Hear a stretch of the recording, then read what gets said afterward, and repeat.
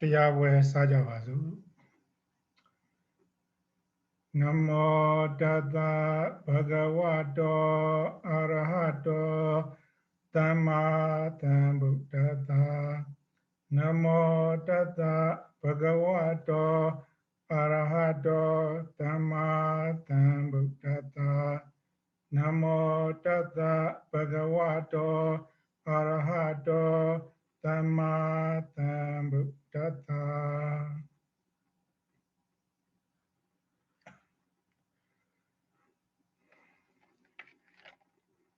ဒီနေ့သာသနာတော်နှစ်2564ခုနှစ်မြန်မာတက္ကရာ1382ခုနှစ်ပြာသူလာပြီးကျော်4ရက်ခရစ်နှစ်2021ခုနှစ်ဇန်နဝါရီလ31ရက်တနင်္ဂနွေနေ့နေ့လယ်2နာရီချိန်ကနေစတင်ပြီးတော့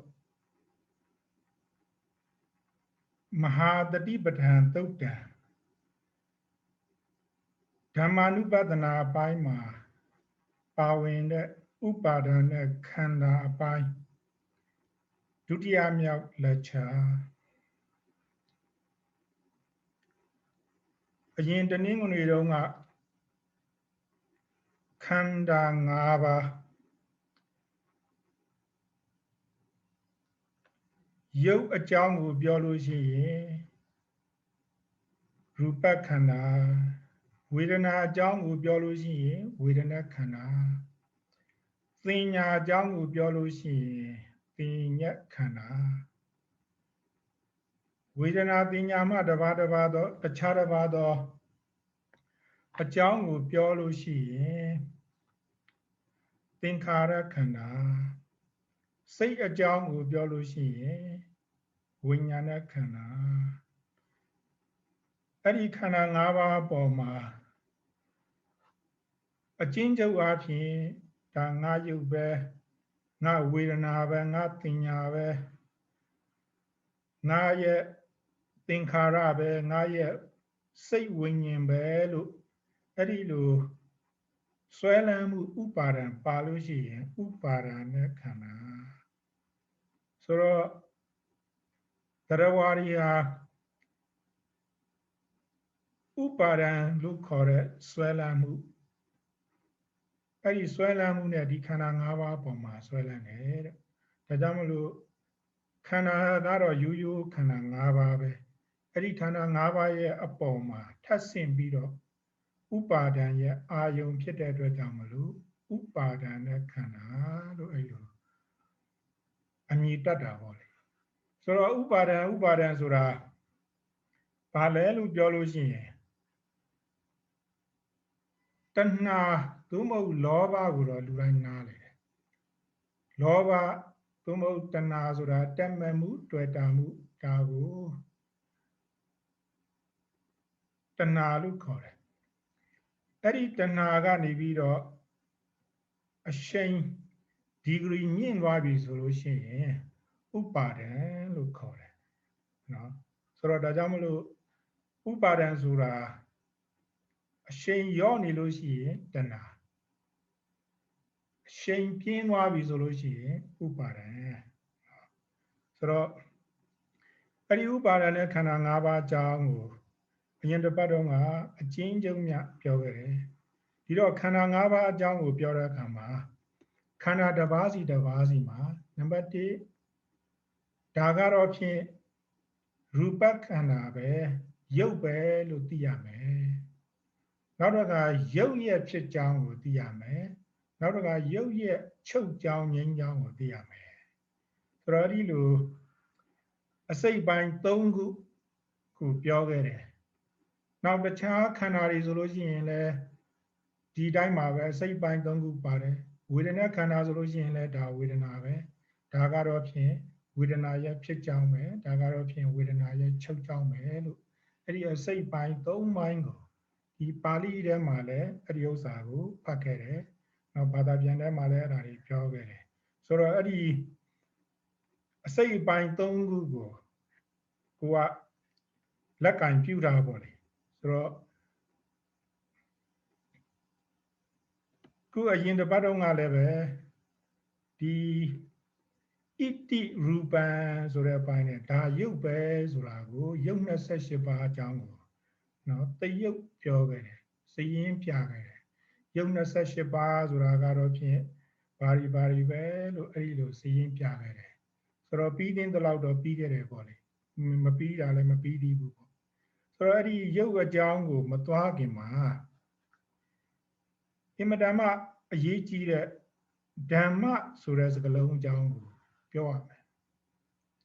ဒီဓမ္မအကြောင်းကိုဓမ္မဆိုတဲ့ဩဟာရကိုတိတိကျကျနားမလည်ဘူးဆိုလို့ရှိရင်အဲ့လိုဘာကိုဆိုလိုမှန်းမသိဘူးဖြစ်တယ်ဒါကြောင့်မလို့ဓမ္မရဲ့ definition ကိုသိရမယ်ဆိုတော့အဘိဓမ္မာပฏิပိကကျမ်းဆိုတော့ဒါတွေက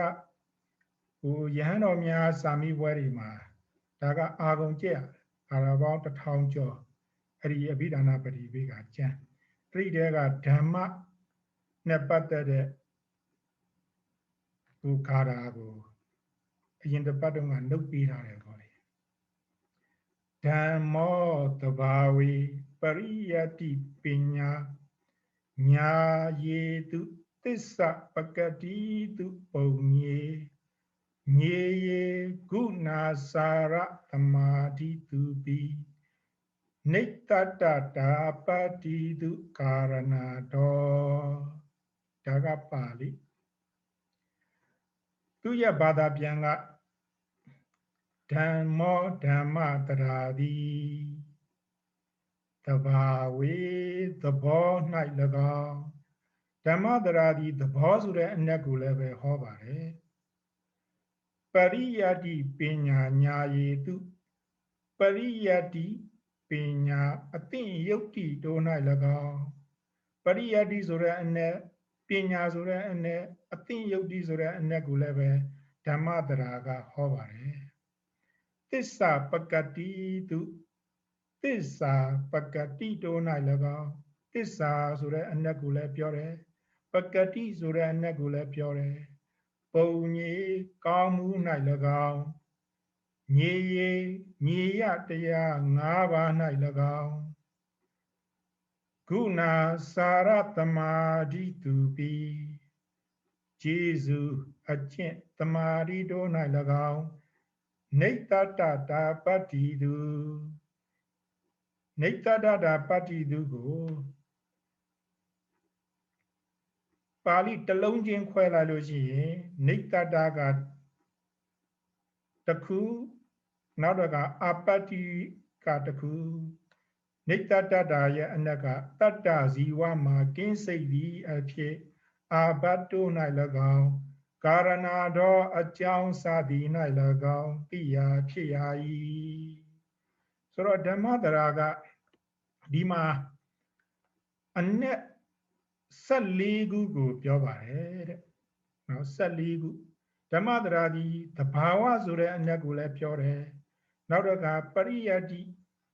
သာသနာပေါ့လေပရိယတိသာသနာမှာပရိယတိဆိုတဲ့အနက်ကိုလည်းပြောတယ်နောက်တော့ကပညာဆိုတဲ့အနက်ကိုလည်းပြောတယ်နောက်တော့ကအသိယုတ်တိဆိုတဲ့အနက်ကိုလည်းပြောတယ်နောက်တော့ကသစ္စာဆိုတဲ့အနက်ကိုလည်းပြောတယ်ပကတိဆိုတဲ့အနက်ကိုလည်းပြောတယ်ပုံညဆိုတဲ့အနက်ကိုလည်းဟောတယ်ညီယဆိုတဲ့အနက်ကိုလည်းဟောတယ်ဂုဏဆိုတဲ့အနက်ကိုလည်းဟောတယ်အာစာရလို့ခေါ်တဲ့အကျင့်ဆိုတဲ့အနက်ကိုလည်းဟောတယ်တမာဓိလို့ခေါ်တဲ့တည်ကြည်ခြင်းတမာဓိကိုလည်းပဲပြောတယ်နောက်တော့ကတတ္တဇီဝမှာကင်းစိတ်သည်အဖြစ်လို့ပြောတယ်နိတ္တတတာပတ္တိနိတ္တတတာဆိုတဲ့အနက်ကိုလည်းဟောတယ်နောက်တော့ကအာဘတ်ယဟန်တော်များမှာဖြစ်လို့ရှိရင်ဘာအာဘတ်သိနေဆိုတဲ့အာဘတ်ဆိုတဲ့အနက်ကိုလည်းဟောတယ်နောက်တော့ကကာရဏလို့ခေါ်တဲ့အကြောင်းအနက်ကိုလည်းဟောတယ်တဲ့ဆိုတော့ဓမ္မတရာဒီအကျဉ်းချုပ်အဖြစ်အနက်14နက်ကိုဟောပါတယ်ဆိုတော့ဒါတော့မှ14နက်ဟာအကုန်လုံးကုန်ပြီလားဆိုတော့မစုံသေးဘူးတဲ့ကာရဏတော့အကြောင်းအဲ့ဒီနောက်မှာစသည်တဲ့စသည်ဆိုတော့ဒီထဲမှာ14ခုထဲမှာမပါသေးတဲ့ definition တွေလည်းပဲပိဋကသုံးပုံမှာရှိနိုင်သေးတယ်လို့ဆိုလိုတာ ဆိုတော့ဒါကြောင့်မလို့ဓမ္မတရာဒီလိုရင်းအပြင်အနက်ပေါင်း14ခုရှိတယ်ဆိုတော့အဲ့ဒီ14ခုထဲကအောက်မှာတိပိဋကပါဠိမြန်မာအဘိဓမ္မာအတွဲ7တအဝဲထဲကရှင်းပြချက်ကိုကြည့်ပါမယ်သဘာဝသဘောဆိုတာပါလေကကြီးပရမတ္ထအပြင်ထင်ရှားကြည့်ခြင်းသဘောခါခွေမဖောက်မပြန်မှန်ကန်သောသဘောဆိုတော့ဒါသည်ဗုဒ္ဓအဘိဓမ္မာအပြင်ဆိုလို့ရှိရင်စိတ်စေတသိက်ရုပ်နိဗ္ဗာန်ဒါကိုပရမတ္ထတရား၄ပါးဘယ်တော့မှမပြောင်းလဲဘူးဆိုတဲ့သဘောအဲ့ဒီအနက်ဒီကိုလည်းပဲဟောပါတယ်နောက်တော့ကနံပါတ်2ကပရိယဆိုတာကသင်ယူရမဲ့ဝိနည်းတုတ်တံဗိဓမာဒါကိုလည်းပဲဓမ္မတာကပြောတယ်နောက်တော့ကပညာဆိုတဲ့အနက်ကိုလည်းဟောတယ်နောက်ပြီးတော့မှဒီနိတ္တယပြန်ဆိုတဲ့ဆရာတော်များကတော့ညာယဆိုတဲ့ပါဠိကိုညာယဆိုတဲ့ပါဠိကိုအသင်ယုတ်တိလို့အဲ့ဒီလိုဘာသာပြန်တယ်နော်အဲ့ဒီမှာလည်းပဲပြောမယ်ဆိုလို့ရှိရင်နော်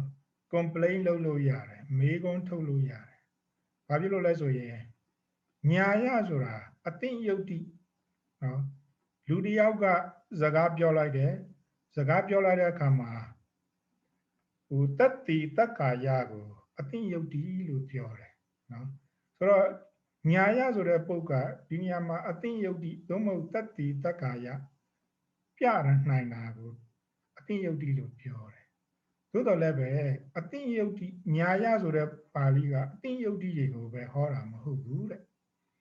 နော်ဘလို့အနက်တွေကိုလည်းပဲဟောတယ်လဲဆိုလို့ရှိရင်နော်အကုန်လုံးခုဒီမှာတန်ခါကုံတော်9ပါးကိုဆိုကြည့်လိုက်ပေါ့နော်သုပ္ပတိပန္နောဘဂဝါတော်တာဝကတံဃောဥစီပတိပန္နောဘဂဝါတော်တာဝကတံဃောပြီးလို့ရှိရင်ဘာတွေ့မလဲဆိုရင်ညာယပฏิပန္နောဘဂဝါတော်တာဝကတံဃောဒီမှာပါတဲ့ညာယနဲ့အဲ့ဒီတန်ခါကုံတော်9ပါးတဲကတစ်ပါးဖြစ်တဲ့ညာယတာ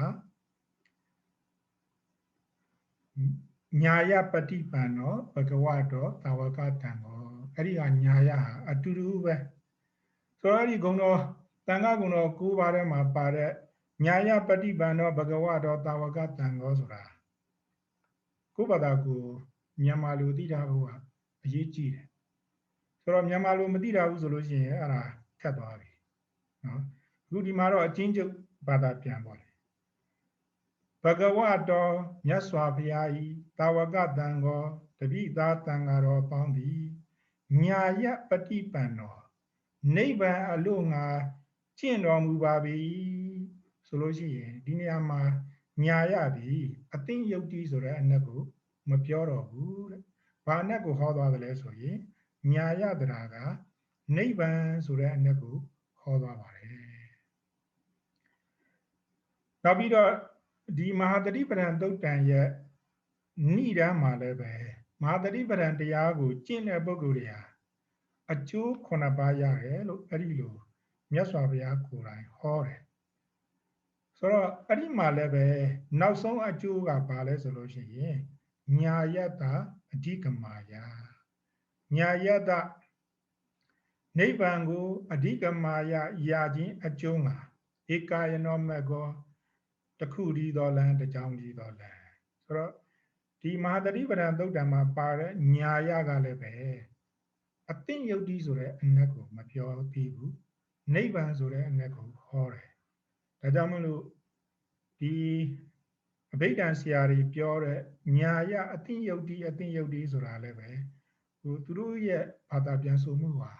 ပြည့်စုံပြီလားဆိုလို့ရှိရင်မပြည့်စုံသေးဘူးတဲ့ညာယကိုအဘိဓမ္မာဆရာများလို့အသင်ယုတ်တိသို့မဟုတ်တတ္တိတက္ကာယလို့ဘာသာပြန်တယ်တနည်းအားဖြင့်ဒီတန်ခါဂုဏ်တော်9ပါးထဲမှာပါတဲ့ပါဠိအရာရောပြီးတော့မဟာတတိပဒံသုတ်တံဏိဒံမှာပါတဲ့ပါဠိအရာရောညာယတရာပြီးဘာကိုပြောတယ်လဲဆိုလို့ရှိရင်နိဗ္ဗာန်ဆိုတဲ့အနက်ကိုလည်း ပြောသေးတယ်ဒါကြောင့်မလို့ဒီအခုဒီမှာပါတဲ့ဘာသာပြန်အဘိဓမ္မာဘာသာပြန်ဆရာတော်များကို complain လုပ်လို့ရတယ်ရှင်များတို့နော်ရှင်များတို့ဘာသာပြန်လာတဲ့အသိယုတ်တိညာယအသိယုတ်တိဆိုတာမပြည့်စုံသေးဘူးနော်တတိတော်တို့ကတော့နိဗ္ဗာန်ဆိုတဲ့အနက်ကိုလည်းပဲဒီလိုပါဠိတွေမှာတွေ့ပါသေးတယ်လို့အဲ့ဒီလို complain လုပ်တာပေါ့လေဆိုတော့ဒီ complain လုပ်တာကဟိုတတ္တိတက္ကာယနဲ့ပြောတဲ့အတွက်ကြောင့်မလို့နော်အိမ်မတမဟိုစီလျော်တယ်အဲ့ဒီလိုပြောရမယ်ဒါကြောင့်မလို့ညာယကိုအသိယုတ်တိလို့လည်းဘာသာပြန်နိုင်တယ်သို့မဟုတ်နိဗ္ဗာန်လို့လည်းဘာသာပြန်နိုင်တယ်နောက်တစ်ခါဓမ္မတရာတိမတ်ဖို့နိဗ္ဗာန်ဆိုတဲ့အနက်ကိုလည်းပဲပြောပါတယ်နောက်တစ်ခါဓမ္မတရာတိသစ္စာ၄ပါးဆိုတဲ့အနက်ကိုလည်းပဲပြောပါတယ်သစ္စာဆိုတဲ့အနက်နောက်တစ်ခါဓမ္မတရာတိပကတိမူလပင်ကိုသဘောကိုလည်းပဲပြောပါတယ်နောက်တစ်ခါနံပါတ်9မှာဓမ္မတရာတိဘုံကုသိုလ်ကောင်းမှုဆိုတဲ့အနက်ကိုလည်းဟောတယ်တဲ့ဆိုတော့ဒီနံပါတ်9ရဲ့ဘာသာပြန်ဆိုကြရဆိုလို့ရှိရင်လေလောကမှာပြောကြတယ်ဘုံကြီးတယ်ဘယ်ဆရာတော်ကတော့ဘုံကြီးတယ်ဘသူကတော့ပြင်ဘုံကြီးတယ်လို့ပြောတယ်အဲ့တော့ဘုံကြီးတယ်ဆိုတာဘာဖြစ်တာလဲဆိုလို့ရှိရင်ကုသိုလ်များတာကောင်းမှုများတာကိုဘုံရှိတယ်လို့ခေါ်တယ်ပေါ့လေအဲ့လိုမှတ်ပေါ့နောက်တော့ကနံပါတ်8ကကြီးတိအပ်သောသိเสียရှိသမျှတရားအဲ့ဒါကဘာတရားတွေလဲဆိုလို့ရှိရင်သင်္ခါရဝိကာရလက္ခဏာနိဗ္ဗာန်ပညာလို့ခေါ်တဲ့ညီယတံတရား၅ပါးဆိုတော့ဒီနေရာမှာအခြေခံသမားဆိုလို့ရှိရင်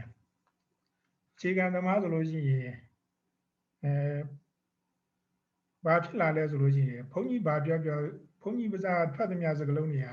သူနားမလဲတဲ့စကားလုံးတွေကြီးပဲဖြစ်နေတယ်ဆိုတော့အဲ့ဒီကမှာရှင်မြတ်ဇောတုံးကသင်္ခါရဆိုတာပြောလိုက်တယ်ဝိကာရဆိုတာပြောလိုက်တယ်လက္ခဏာလို့ပြောလိုက်တယ်နိဗ္ဗာန်ပညာလို့ပြောလိုက်တယ်အဲ့ဒါကိုညီယဓမ္မတရားလို့အရှင်မြတ်ခေါ်လိုက်တယ်ဆိုတော့အဲ့ဒါကြီးကဘာကြီးလဲဘုရားဆိုတော့ဒါကြီးလည်းပဲအခြေခံသမားဆိုတော့လေဒီလိုပဲမေးရမှာပေါ့လေဆိုတော့ကလေးများတွေကိုလည်းအဲ့လူကြီးတွေကပြောလိုက်လို့ရှိရင်သူတို့တွေကနားမလဲဘူးဆိုတော့နားမလဲဘူးဆိုလို့ရှိရင်အဲ့ဒါဘာပြောတာလဲအဲ့လိုပဲအခုလည်းပဲဒီမှာသင်တန်းတက်တဲ့သူတွေကလည်းသူကဒီအသက်ကြီးတာပဲပေါ့လေဆိုတော့ဒီဗုဒ္ဓဘာသာစာပေကိုသင်ယူတဲ့အခါမှာတော့အခုမှစတယ်ဆိုလို့ရှိရင်ကလေးပဲဆိုတော့အဲ့ဒါကြောင့်မလို့မေးစရာရှိတာတော့နားမလဲတာရှိလို့ရှိရင်တော့မေးကြတာပေါ့လေဆိုတော့အဲ့ဒီညီယဓမ္မဆိုတာသိအပ်သောသိစရာရှိသမျှတရားကိုညီယဓမ္မတရားလို့အဲ့ဒီလိုခေါ်ပါတယ်နော်ညီယဓမ္မတရားသိရမယ့်တရားကိုညီယဓမ္မတရားဆိုတော့မြတ်စွာဘုရားကအဲ့ဒီညီယဓမ္မတရား၅ပါးကိုမြတ်စွာဘုရားသိတယ်နံပါတ်1ကဘာလဲဆိုလို့ရှိရင်သင်္ခါရလို့ခေါ်တဲ့တရားကိုသိတယ်တော့သင်္ခါရဆိုတာဘာလဲဆိုလို့ရှိရင်နာ53ခုနာ53ခုဆိုတာစိတ်ကိုတစ်ခုတည်းယူလိုက်တာပေါ့လေစိတ်89ခုအကျယ်120ပါးရှိတယ်သို့တော်လည်းပဲစိတ်ကအာယုံကိုတိတက်တယ်ဆိုတဲ့သဘောလက္ခဏာပဲရှိတဲ့အတွက်ကြောင့်မလို့စိတ်ကိုတစ်ပါးယူလိုက်တယ်နောက်တော့ကစေတသိက်52ခုနဲ့ပေါင်းလိုက်တော့နာ53ခုလို့ခေါ်တယ်နော်နောက်တော့ကအရင်တစ်ပတ်တုန်းကသင်ခဲ့တဲ့နိဗ္ဗာန်ယုတ်18ခုနော်ဒီတော့စိတ်တွေစေတသိက်တွေရုပ်တွေကိုသိလို့ရှိရင်သင်္ခါရကိုသိတာပါပဲတဲ့နော်သင်္ခါရနောက်ဝိကာရဆိုတာဘာလဲဆိုလို့ရှိရင်ဝိကာရဆိုတာပြောင်းလဲမှုအမှုအရာဝိကာရလို့ခေါ်တယ်အဲ့ဒီဝိကာရတွေကဘာလဲဆိုလို့ရှိရင်ကာယဝိညာဉ်ယုတ်တစ်ခုဝစီဝိညာဉ်ယုတ်တစ်ခုလဟုတာယုတ်မုဒုတာယုတ်ကမ္မညတာယုတ်အဲ့ဒီဝိကာရယုတ်၅ခုကိုဝိကာရလို့ခေါ်တယ်နော်ယင်တစ်ပတ်တော့ကဒါတွေပြောပြီးသွားပြီနောက်တစ်ခါလက္ခဏာဆိုတာဘာလဲဆိုလို့ရှိရင် ရုပ်ရဲ့ဥပါစယစပြီးတော့ဖြစ်တယ်နောက်တန်တတိအစဉ်အတန်းဖြစ်တယ်နောက်တော့ကဇရတာအိုလာတယ်အနိစ္စတာပျက်စီးသွားတယ်အဲ့ဒီလက္ခဏာယုတ်၄ခုကိုလက္ခဏာလို့ခေါ်တယ်ဆိုတော့နောက်တော့ကနိဗ္ဗာန်ဆိုတာဘာလဲဆိုလို့ရှိရင်ကိလေသာတွေချုပ်သွားတာငြိမ်းသွားတာကိုနိဗ္ဗာန်လို့ခေါ်တယ်တဲ့ဆိုတော့မြတ်စွာဘုရားဒီသင်္ခါရကိုသိတယ်ဝိကာရကိုသိတယ်လက္ခဏာကိုသိတယ်နိဗ္ဗာန်ကိုသိတယ်အဲ့ဒါတွေသိရုံနဲ့မပြီးသေးဘူးပညာဆိုတာဘာလဲဆိုလို့ရှိရင်လူနတ်ဗျမ္မာတတ္တဝါတောတောင်ရေမြေပြီးတော့အခုလက်ရှိသုံးနေတဲ့စကလုံးတွေပေါ့လေစကလုံးတွေအဲ့ဒါတွေကိုသိတဲ့ဥစ္စာကိုပညာလို့ခေါ်တယ်ဒါကြောင့်မလို့သင်္ခါရဝိကာရလက္ခဏာနိဗ္ဗာန်ပညာ9ရပ်ညီယဓမ္မတရားအဲ့ဒီညီယဓမ္မတရားတွေကိုလည်းပဲဓမ္မတရာကဆိုလိုတယ်နောက်နံပါတ်9မှာဂုဏ်ဂုဏဂုံတော်ကျေးဇူးတော်တွေကိုလည်းပဲဓမ္မတရာကဟောပါတယ်ဆိုတော့နောက်တစ်ခါအစဉ်အလာအကျင့်ကိုလည်းပဲဓမ္မတရာကပြောတယ်နောက်တစ်ခါတည်ကြည်ခြင်းတမာရီအနက်ကိုလည်းပဲဓမ္မတရာကပြောတယ်နောက်တစ်ခါကုသိုလ်ကမ္မပဋ္ဌာတရား10ပါးကိုလည်းပဲဓမ္မတရာကပြောတယ်ဆိုတော့ကုသလကမ္မပဋ္ဌာတရား10ပါးဆိုတာလေဒီမှာတော့တည်တည်ကြကြမသိရသေးဘူးသို့တော်လည်းပဲနော်ကုသလကမ္မပဋ္ဌာတရား10ပါးဆိုတာကဒုစရိုက်10ပါးရဲ့ပြောင်းပြန်ဒုစရိုက်10ပါးဒုစရိုက်10ပါးဆိုတာကခန္ဓာကိုယ်နဲ့ပြုလုပ်တဲ့ကာယဒုစရိုက်3မျိုးတတ္တခုမှုကာမေတု3ခုကာယကံနောက်တော့ကနှုတ်နဲ့လုပ်တဲ့ဝစီကဒုစရိုက်4မျိုးလညာဂုံချောနှုတ်ကြံပြောဖြင်းပြောဝစီကံနောက်တော့ကမနောကံစိတ်နဲ့လုပ်တဲ့အလုပ်က3မျိုးမတရားလိုခြင်းပြည့်စေခြင်းနောက်တော့ကအယူမှားအဲ့ဒါပေါင်းလိုက်လို့ရှိရင်အဲ့ဒါကိုဒုစရိုက်10ပါးပြီးတော့ကအကုသလကမ္မပဋ္ဌာတရား10ပါးလို့လည်းခေါ်တယ်နော်အခုဒီမှာကြတော့ကုသိုလ်ကမ္မပဋ္ဌာတရား10ပါးဆိုတာကအဲ့ဒီမနောကံဒုစရိုက်ကိုလည်းမလုပ်ဘူးနောက်ဝစီကံဒုစရိုက်ကိုလည်းမလုပ်ဘူးကာယကံဒုစရိုက်ကိုလည်းမလုပ်ဘူးရှောင်ကျင်လိုက်တယ်ဆိုလို့ရှိရင်ကုသိုလ်ကမ္မပဋ္ဌာတရား10ပါးလို့ဆိုလိုတယ်အဲ့ဒီကုသိုလ်ကမ္မပဋ္ဌာတရား10ပါးကိုလည်းပဲဓမ္မလို့ဆိုလိုတာပေါ့လေနော်နောက်တော့ကနံပါတ်73ရအာဘဆိုတာကယဟန်တော်များအပြစ်လုပ်တဲ့အခါမှာအပြစ်ဥမာပါရာဇိကအာဘတန်ဃာဒိဋ္ဌိအာဘဒုက္ခအာဘစသည်ဖြင့်အာဘ9မျိုးရှိပါတယ်ဆိုတော့အဲ့ဒီအာဘတွေကိုလည်းပဲဓမ္မတရာကဟောပါတယ်နောက်တော့ကာရဏအကြောင်းဆိုတဲ့အနက်ကိုလည်းပဲဒီဓမ္မတရာကဟောပါတယ်တဲ့ဆိုတော့ဒါကြောင့်မလို့ဓမ္မတရာဒီအချင်းချုပ်အပြင်အနက်ပေါင်း14ခုရှိပါတယ်ပြီးတော့ဒီဗုဒ္ဓဘာသာမှာလည်းပဲဒီဓမ္မတရာအင်မတန်မှအသုံးများတယ်ဘယ်ကနေစမလဲဆိုလို့ရှိရင်ဗုဒ္ဓံတရဏံဂစ္ဆာမိပြီးလို့ရှိရင်ဓမ္မံတရဏံဂစ္ဆာမိဆိုရင်အဲ့ဒီဓမ္မတရာဟာဒီအနက်14ခုထဲမှာဘယ်အနက်ကိုဟောတယ်လဲဆိုတာစဉ်းစားဖို့ဖြစ်လာပြီဓမ္မံတရဏံဂစ္ဆာမိရေပုံရအဖြစ်ဘာသာပြန်တာကတော့တရားတော်မြတ်ကိုကူးကွယ်ရာဟူ၍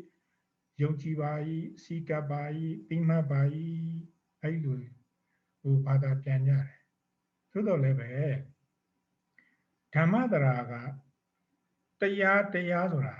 ဒီအနက်14မျိုးထဲမှာဘယ်အနက်လဲသဘာဝအနက်လားပရိယတ္တိအနက်လားပညာအနက်လားညာယအနက်လားသစ္စာအနက်လားပကတိအနက်လားပုံညာအနက်လားစသည်ဖြင့်ပေါ့လေဘယ်အနက်ကိုဟောတာလဲအောက်တရားကိုကူးကွယ်ပါ၏တရားကိုကူးကွယ်ပါ၏ဆိုတာဘယ်တရားကိုကူးကွယ်တာလဲအဲ့ဒီလိုမေးခွန်းထုတ်လာပြီဆိုလို့ရှိရင်ဒါတွေကိုမသိတာဘူးဆိုလို့ရှိရင်သွားပြီနော်မဖြစ်တတ်တော့ဓမ္မ တရားတော်များကိုတရဏံကုဝေယဟု၍ကိစ္ဆာမိအတိမပြုပါ၏ပဲတရားလဲဆိုလို့ရှိရင်ဒါအခြေခံပါတေချာခုတဲ့ဟူကနေပြီးတော့အခြေခံရှိတာကိုလိုပါတယ်ဓမ္မံတရဏံကိစ္ဆာမိမှာဓမ္မတရာသည်မက်ဖို့နိဗ္ဗာန်တခါနောက်တစ်ခုထပ်ပေါင်းလာလို့ရှိရင်ပရိယဆိုတဲ့10ခုသောအနက်ကိုဟောပါတယ်နော်ဒါကြောင့်မလို့ဓမ္မတရာရဲ့အနက်ကိုတိတိကျကျဘာသာပြန်မယ်ဆိုလို့ရှိရင်ဓမ္မမက်လေးတန်ဖို့လေးတန်နိဗ္ဗာန်ပရိယ10ပါးသောတရားတော်မြတ်ကိုတရဏံကုဝေယအာထာယဟု၍ကိစ္ဆာမိအတိအမှတ်ပြုပါ၏အဲ့ဒီလိုတေးသေးချာချာဘာသာပြန်နိုင်ရမယ်အဲ့တော့ဓမ္မတရာဒီနောက်ပြီးတော့ဒီဓမ္မာနုပဒနာမှာပါတဲ့ဓမ္မတရာကရောဘာနဲ့ကိုဟောတယ်လဲနော်ဓမ္မတရာဓမ္မာနုပဒနာမှာပါတဲ့ဓမ္မတရာကဘာနဲ့ကိုဟောတယ်လဲဆိုတော့ဒီကမှာအရင်တစ်ပတ်တုန်းကပြီးခဲ့တဲ့ဒီဓမ္မာနုပဒနာခန္ဓာပပအဲ့ဒီထဲမှာပါပါတယ်ဘိက္ခဝေယဟန်တို့ဘိက္ခုယဟန်သည်ပင်စသူ၅ပါးကုန်သောဥပါဒာနခန္ဓေသူဥပါဒာနခန္ဓာမြည်ကုန်သောဓမ္မေသူတရားတို့၌ဓမ္မာနုပတ္တိဓမ္မာနုပတ္တိကိုပုတ်ခွဲလိုက်ဓမ္မာအနုပတ္တိအနုပတ္တိဆိုတာကရှုတာမြင်တာကိုအနုပတ္တိလို့ပြောတာနော်အနုပတ္တနာပေါ့လေရှုတာမြင်တာကအနုပတ္တနာအနုပတ္တိအဲ့တော့ဓမ္မတရာကဒီနေရာမှာဘာနဲ့ကိုဟောတယ်လဲဆိုရင်တတ္တဝါကောင်အတ္တကောင်မဟုတ်သောသဘောတရားမြဟုရှုမြင်လျက်ဆိုတော့ဒီနေရာမှာဓမ္မတရာဒီဘာနဲ့ကိုဟောတာလဲဆိုလို့ရှိရင်သဘာဝအနက်ကိုလည်းဟောပါတယ်နော်နောက်တစ်ခါနေတ္တနေဇီဝဆိုတဲ့အနက်ကိုလည်းပဲဟောတယ်ဘာဖြစ်လို့လဲဆိုတော့တရားကျင့်တယ်တရားအားထုတ်တယ်ဆိုတာကဒီခန္ဓာကိုယ်မှာအတ္တကောင်လိပ်ပြာကောင်ဝိညာဉ်ကောင်ဆိုတာရှာလို့မတွေ့ဘူးတိတတ်တဲ့သဘောလေးရှိတယ်ဒါကနာနောက်တော့ကပြောင်းလဲဖောက်ပြန်တတ်တဲ့သဘောရှိတယ်ယုတ်ဒီယုတ်နဲ့နာကလွယ်လို့ရှိရင်ကျန်တာအတ္တကောင်လိပ်ပြာကောင်ဝိညာဉ်ကောင်ဒီခန္ဓာကိုယ်မှာပူကက်ဒါလည်းမှီနေတာမရှိဘူးဒီယုတ်နဲ့နာနဲ့တနည်းအားဖြင့်ပြောလို့ရှိရင်ခန္ဓာကိုယ်နဲ့စိတ်နဲ့ပေါင်းစပ်နေတဲ့အတွက်ကြောင့်မလို့ဒီလိုသွားလာလှုပ်ရှားနေနိုင်တာဆိုတော့ဒီတတိပဒံနီးနဲ့မိမိရဲ့ခန္ဓာကိုယ်ကိုရှုမှတ်လိုက်တဲ့အခါမှာနော်တတဝါကောင်လည်းမဟုတ်ဘူးအတ္တကောင်လည်းမဟုတ်ဘူးသဘာဝယုတ်နာတို့ရဲ့သဘာဝကိုသွားပြီးတော့တွေ့တယ်တဲ့ဆိုတော့ဒါကြောင့်မလို့ဓမ္မာနုပဒနာမှာပါတဲ့ဓမ္မတရာဒီနံပါတ်1သဘာဝဆိုတဲ့အနက်ကိုပြောတယ်နောက်ပို့ပြီးတော့ပြောမယ်ဆိုလို့ရှိရင်ဒီခန္ဓာကိုယ်ကြီးကိုအနုစိတ်အသေးစိတ်ခွဲလိုက်တဲ့အခါမှာနော်တတဝါဆိုတဲ့အနက်ကလည်းပဲမရှိဘူးနော်အတ္တကောင်ဆိုတဲ့ဟာကလည်းပဲမရှိဘူးတတဝါဆိုတာက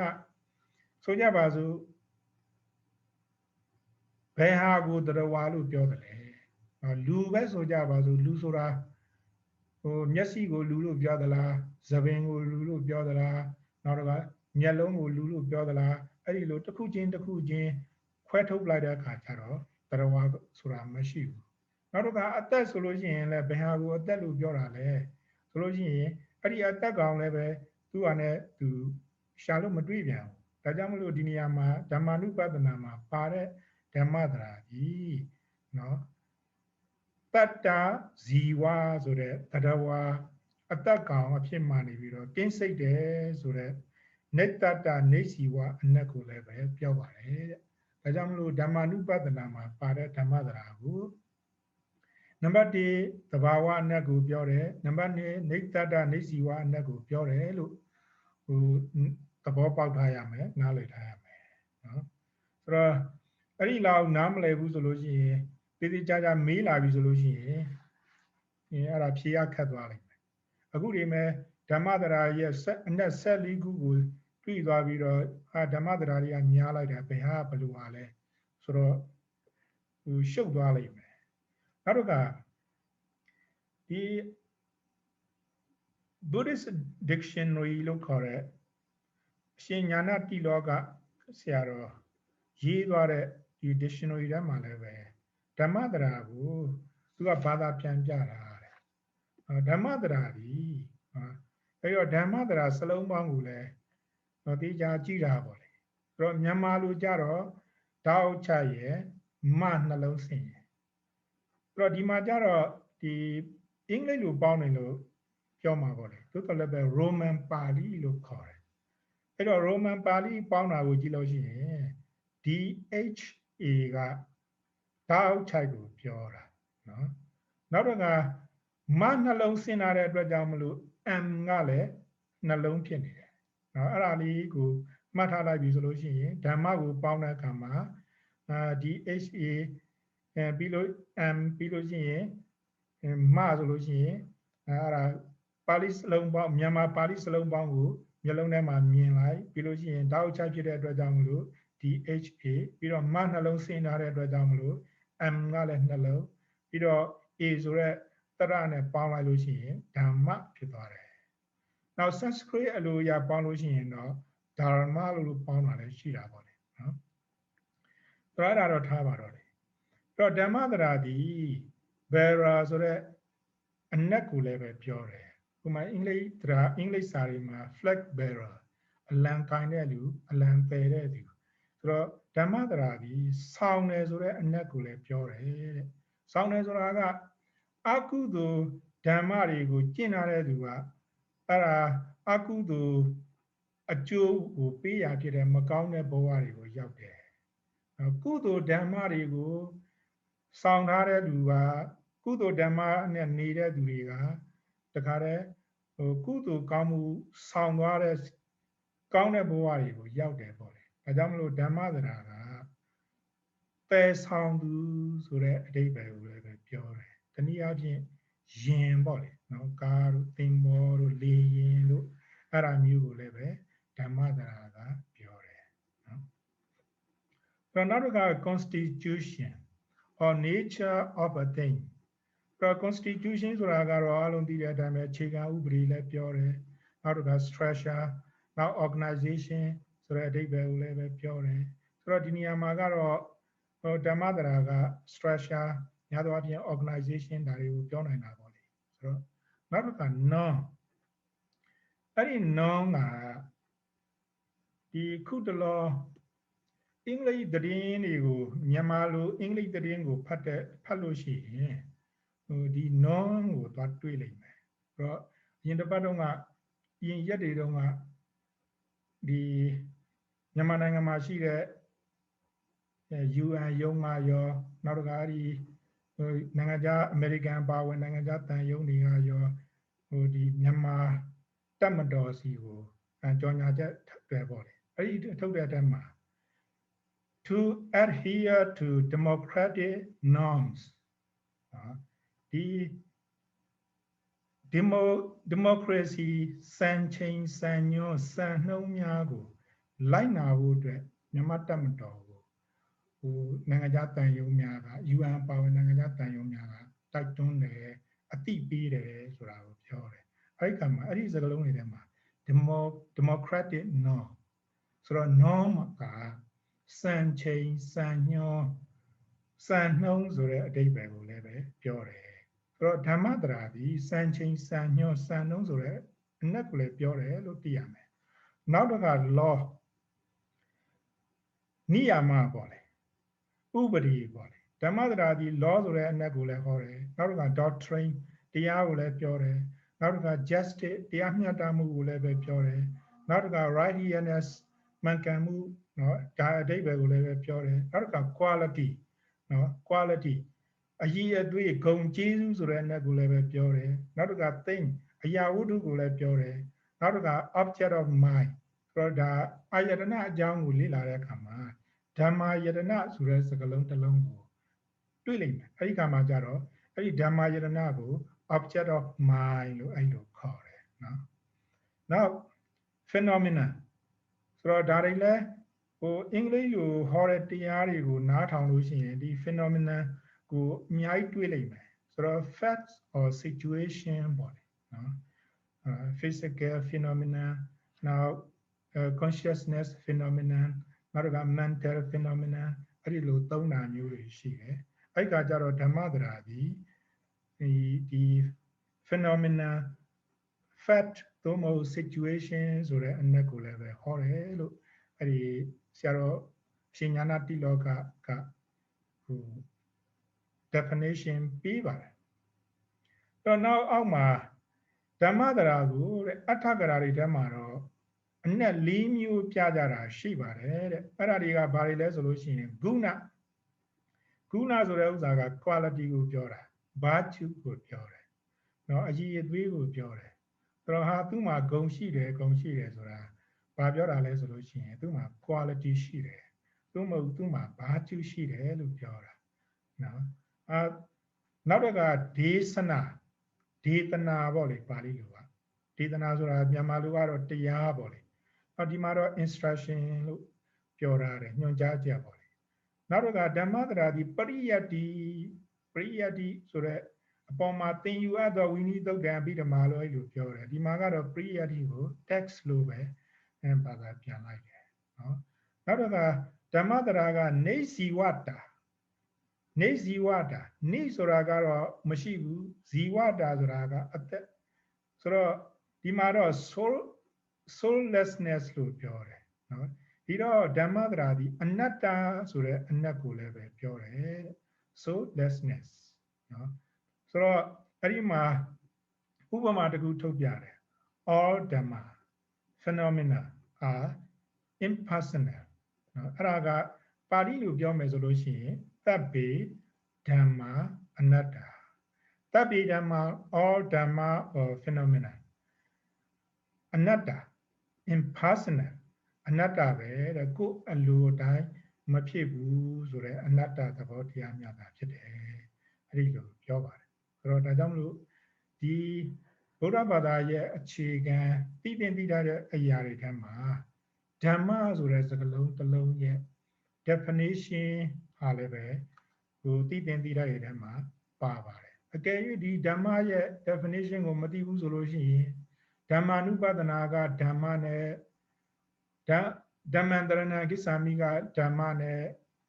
ဟိုဘလို့ကွာလဲဘာတွေပြောသလဲဟိုအဲ့လိုမျိုးမသိတော့ဘူးเนาะနောက်တစ်ခါခုဒီဘုန်းကြီးကျောင်းကအသင်းဆိုလို့ရှိရင်လည်းပဲ true ဓမ္မလို့ပေးထားတယ်ဆိုလို့ရှိရင် true ဓမ္မ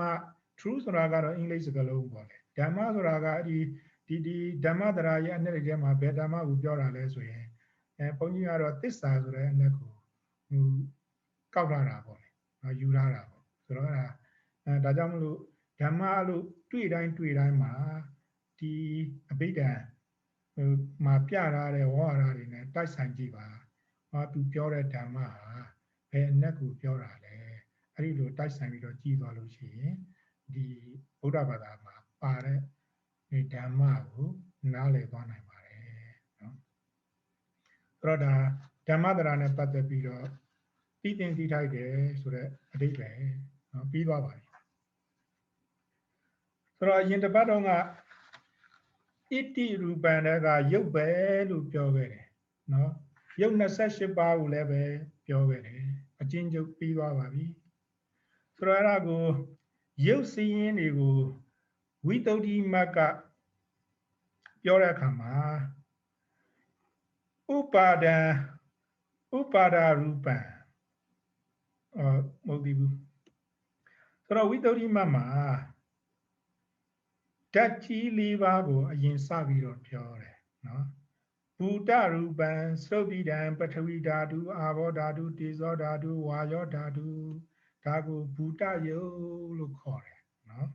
ပထဝီဓာတ်အာဘောဓာတ်တေဇောဓာတ်ဝါယောဓာတ်အဲ့ဒါကိုဘူတယုတ်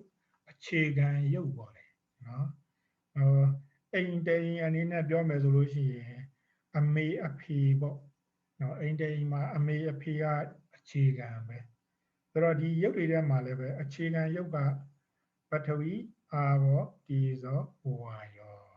နော်ပထဝီဆိုတာကမာကြောခြင်းသဘောအာဘောဆိုတာကစီးခြင်းသဘောသို့မဟုတ်ရေပေါ့လေတေဇောဆိုတာကအပူအေးသဘောနောက်တော့ကဝါယောဆိုတာကလေသဘောဆိုတော့အဲ့ဒါကအခြေခံရုပ်အဲ့ဒါကိုဘူတရုပ်၄ပါးလို့ခေါ်တယ်အဲ့ဒီဘူတရုပ်ကိုမှီပြီးတော့ဖြစ်တဲ့ရုပ်တွေကတော့24ခုရှိပါတယ်တဲ့နော်သက္ခုသောတာဂာနဇိဝါကာယရူပတတ္တဂန္ဓရတ္တနောက်အဋ္ဌိဘာဝယုတ်ပုရိသဘာဝယုတ်ဇီဝိတ္တရေယုတ်ဟရယဝတ္ထုနောက်ကာယဝိညာဉ်ဝစီဝိညာဉ်နောက်အာဂတတနောက်လဟုတာမုဒုတာကံမိညတာနောက်တော့ကဥပစေယတန္တတိစရတာအာနိစ္စတာကပလီကာရဟာရလို့ယုတ်28ခုနော်ပြောခဲ့ပြီးပြီဆိုတော့ဒါယုတ်28ခုကိုသိပြီဆိုလို့ရှိရင်နော်ဣတိရူပံကိုသိပြီဣတိဤဒီကရူပံယုတ်ဒီဒါကိုသိသွားခြင်းဖြစ်ပါတယ်တဲ့အဲ့ဒီမှာယုတ်28ခုဒီဘာခန္ဓာလဲဆိုလို့ရှိရင်ရူပခန္ဓာလို့ပြောတယ်နော်ဆိုတော့အဲ့ဒီယုတ်28ခုမှာအမျိုးသမီးအဋ္ဌိဘာဝယုတ်အမျိုးသားပုရိသဘာဝယုတ်ဆိုလို့ရှိရင်ယုတ်28ခုလို့ပြောပေမဲ့လည်းအမျိုးသမီးဆိုလို့ရှိရင်ပုရိသဘာဝယုတ်လို့ခေါ်တဲ့ယုတ်ကိုမရဘူးနောက်တစ်ခါအမျိုးသားဆိုလို့ရှိရင်လည်းပဲအဋ္ဌိဘာဝယုတ်ကိုမရဘူးဒါကြောင့်မလို့တကယ်လက်တွေ့အပြင်ယုတ်28ခုရှိပေမဲ့လည်းအမျိုးသားတူအတွက်ဆိုလို့ရှိရင်ယုတ်29ခုပဲရတယ်အမျိုးသမီးတူအတွက်ဆိုလို့ရှိရင်လည်းယုတ်29ခုပဲရပါတယ်တဲ့ဆိုတော့ဒီနေ့တော့လေဒီဆရာတော်ကြီးရဲ့ခန္ဓာအာယတနာဓာတ်သစ္စာလင်္ကာကျမ်းတွေကလင်္ကာအမှတ်နှစ်ကိုဆက်ပြီးတော့သွားပါမယ်ရုပ်အကြောင်းပါပဲစက်သောဂါစီကာအကြီးနှင့်နလီဘာဝဟရယကဇီဝအာယုယုတ်ကိုခုမှကံပဇာတိဆိုတော့အဲ့ဒါကံပဇယုတ်တွေကိုကံကြောင့်ဖြစ်တဲ့ယုတ်တွေကိုပြောတာနော်ကံကြောင့်ဖြစ်တဲ့ယုတ်တွေကဒါကြောင့်မလို့အရင်တစ်ပတ်တုန်းကယုတ်28ပါးဇေယျထဲမှာနော်ဒီဘူတယုတ်ပထဝီအာဘောတေဇောဝါယောအဲ့မှာစတုဇာလို့ရေးထားတာတွေ့လိမ့်မယ်စတုဇာဆိုတာကကံစိတ်ဥတုအာဟာရကို၄ခုကိုစတုလို့ပြောတယ်ဇဆိုတာဖြစ်တာပေါ့လေဆိုတော့ဒီဓာတ်ကြီး၄ပါးဟာကံစိတ်ဥတုအာဟာရ၄မျိုးကြောင့်ဖြစ်တယ်နောက်တစ်ခါကံပဇဧကံဆိုပြီးတော့ပတာရယုတ်၅ခုရဲ့နောက်မှာလည်းပဲတွေ့လိမ့်မယ်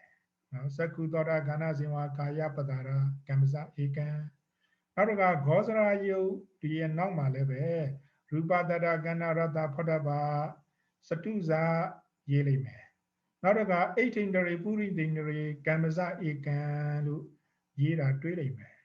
နောက်တစ်ခါဟရိယဝတ္ထုဇီဝိတ္တိန္ဒရေနောက်တစ်ခါဂပလီကာရအာဟာရပြီးတော့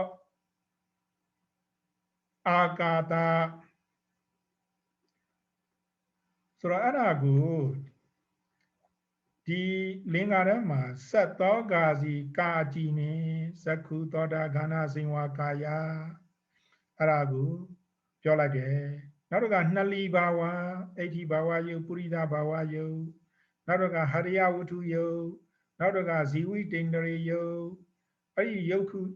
9ခုတည်တဲ့ကံကြောင့်ဖြစ်တဲ့ယုတ်တွေဖြစ်ပါတယ်တဲ့အဲ့ဒီလိုပြောတာနော်ကံကြောင့်ဖြစ်တဲ့ယုတ်9ခုနောက်နှဖြာဝိညာဉ်စိတ်မှာမှတ်လောနှဖြာဝိညာဉ်ဆိုတာကဝိညာဉ်ယုတ်2ခုတဲ့ကာယဝိညာဉ်ဝစီဝိညာဉ်ဒီနည်းအားဖြင့်ပြောရင်ကိုယ်အမူအရာနှုတ်အမူအရာအဲ့ဒီကိုယ်အမူအရာနှုတ်အမူအရာတွေဟာတဲ့ စိတ်ကြောင့်ဖြစ်တဲ့ရုပ်ဖြစ်ပါတယ်တဲ့ဒါကြောင့်မလို့နှဖျာဝိညာဉ်စိတ်မှာမှတ်လောနောက်တစ်ခုတတ္တတစ်ခုစိတ်ဥတုဖြစ်တော့တတ္တတစ်ခုစိတ်ဥတုဖြစ်ဆိုတော့တတ္တဆိုတာကအတန်ပေါ့လေတော့အတန်သည်တဲ့စိတ်ကြောင့်လည်းဖြစ်တယ်ဥတုကြောင့်လည်းဖြစ်တယ်ဆိုတော့လူဒီမှာဆိုလို့ရှိရင်အတန်သည်နော်စိတ်ကြောင့်ဖြစ်တယ်။မှာစကားပြောခြင်းနဲ့စိတ်ပေါ်လာပြီဆိုလို့ရှိရင်ဒါအတန်ဖြစ်တာ။နောက်တော့မိုးချင်းတန်တို့လေတိုက်တန်တို့ဆိုတာကဥတုကြောင့်ဖြစ်တယ်။ဒါကြောင့်မလို့တတ္တဆိုတဲ့အတန်ဒီစိတ်ကြောင့်ဖြစ်တာလည်းရှိတယ်။ဥတုကြောင့်ဖြစ်တာလည်းရှိတယ်တဲ့။နောက်တိလိဝိကာရုပ်လုံးဖြာမှုဩဇာဥတုစိတ်ဖြင့်ရှုလောအဲ့တော့နောက်တစ်ခါဝိကာရယုနော်နောက်တစ်ခါဩဇာယုဆိုတာကတော့ဒီမှာအာဟာရယုတ်ကိုပြောတာပေါ့လေဆိုတော့အဲ့ဒီဟာဒီကတော့ဖြင့်တဲ့ဥတုကြောင့်လည်းဖြစ်တယ်စိတ်ကြောင့်လည်းဖြစ်တယ်အဲ့လိုပြောတာလေးခုဘူတဝဏခန္ဓရတဩဇာအာကာသတက်ကိုရရုပ်ပေါင်းအကြောင်း၄ပါးဖြစ်တတ်ညာ၏လေးခုဘူတာဆိုတာကပထဝီအာဘောတေဇောဝါယောလို့ခေါ်တဲ့ဘူတာယုတ်၄ခုနောက်တစ်ခါဝဏဆိုတာကရူပကိုပြောတာပေါ့လေဒီတော့ဝဏရဲ့ရူပရဲ့ကတော့စကလုံးတွေကိုဖလှယ်ပြီးတော့သုံးတာဝဏလို့တစ်ခါလေးမှာသုံးမယ်တစ်ခါမှာရူပလို့သုံးမယ်ဒီတော့ဝဏရဲ့ရူပရဲ့ကအဓိပ္ပာယ်တူစကလုံးကွဲတယ်ပေါ့လေဝါဟာရကွဲတယ်အဲ့တော့ရူပယုတ်သို့မဟုတ်ဝဏယုတ်ကန္ဓယုတ်ရတယုတ်ဩဇာယုတ်နောက်ကအာကာသယုတ်အာကာသဓာတ်ပေါ့လေအဲ့ဒီယုတ်၉ခုကတော့တဲ့အကြောင်း၄ပါးကံစိတ်ဥတုအာဟာရအကြောင်း၄ပါးကြောင့်ဖြစ်ပါတယ်တဲ့နောက်တစ်ခါ၄ပါးလက္ခဏာအလွတ်ကြရှင်၄ပါးလက္ခဏာအလွတ်ကြရှင်အဲ့တော့လက္ခဏာယုတ်၄ခုဥပစယတန္တတိဇရတာအနိစ္စတာလို့ခေါ်တဲ့ယုတ်၄ခုကတော့ဖြင့်တဲ့ကံစိတ်ဥတုအာဟာရဆိုတဲ့အကြောင်း၄ခုကနေပြီးတော့လွတ်ပါတယ်တဲ့အဲ့လိုပြောပါတယ်ဒါကိုသိညိုထဲမှာတော့နကုတောစီသမုဋ္ဌံယုတ်လို့အဲ့ဒီလက္ခဏာယုတ်၄ခုကိုခေါ်ပါတယ်ဆိုလို့ရှိရင်အဲ့ဒါကဒီယုတ်တရားတွေကိုကံကြောင့်ဖြစ်တဲ့ယုတ်ဥတုကြောင့်ဖြစ်တဲ့ယုတ်အာဟာရကြောင့်ဖြစ်တဲ့ယုတ်နောက်တော့ကစိတ်ကြောင့်ဖြစ်တဲ့ယုတ်အဲ့ဒါမျိုးတွေကိုခွဲလိုက်တာပေါ့လေနော်ခွဲလိုက်တော့နောက်လာမဲ့လင်္ကာတွေကတော့ဖြင့်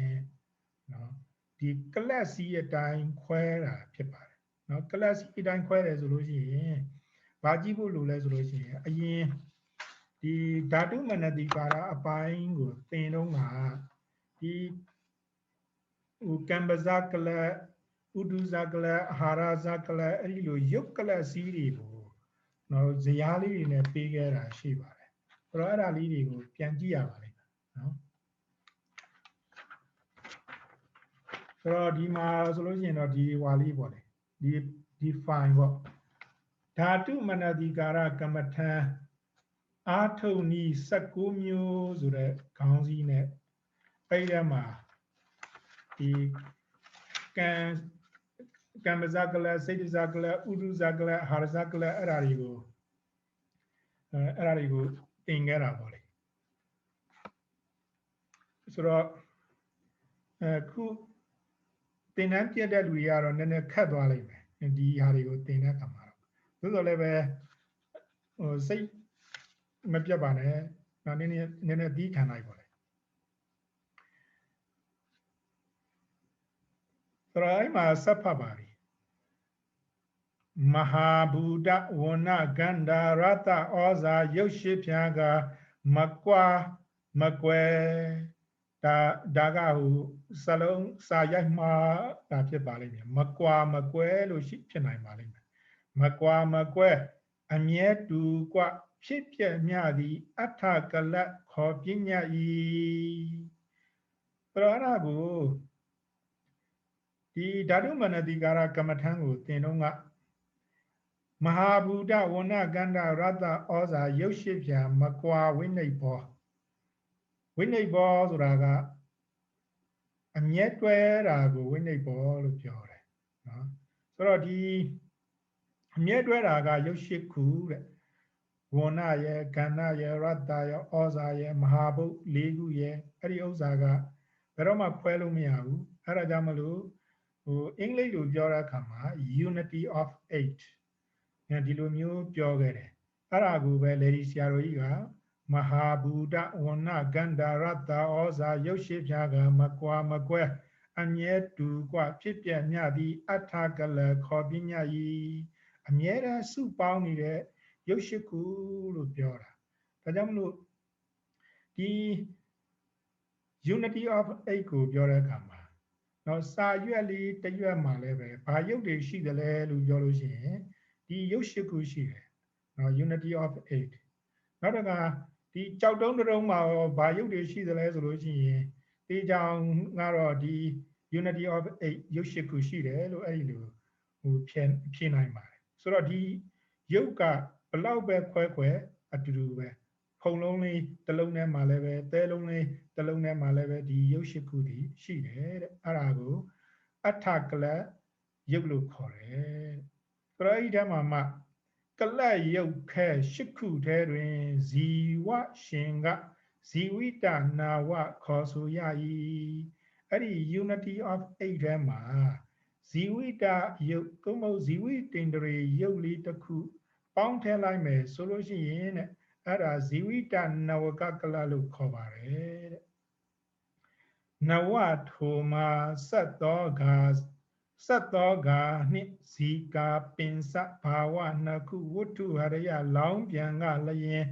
ဓာတကလရှိယပွားတို့ကလကိုမှာကမ္မဇာတိပြရာဒီဇယားလေးကိုကြည့်လိုက်လို့ရှိရင်တော့တွေ့လိမ့်မယ်နော်နံပါတ်1မှာအမြဲတွဲယုတ်က8ခုဇီဝိတယုတ်က1ခုစက္ခုပတာရယုတ်က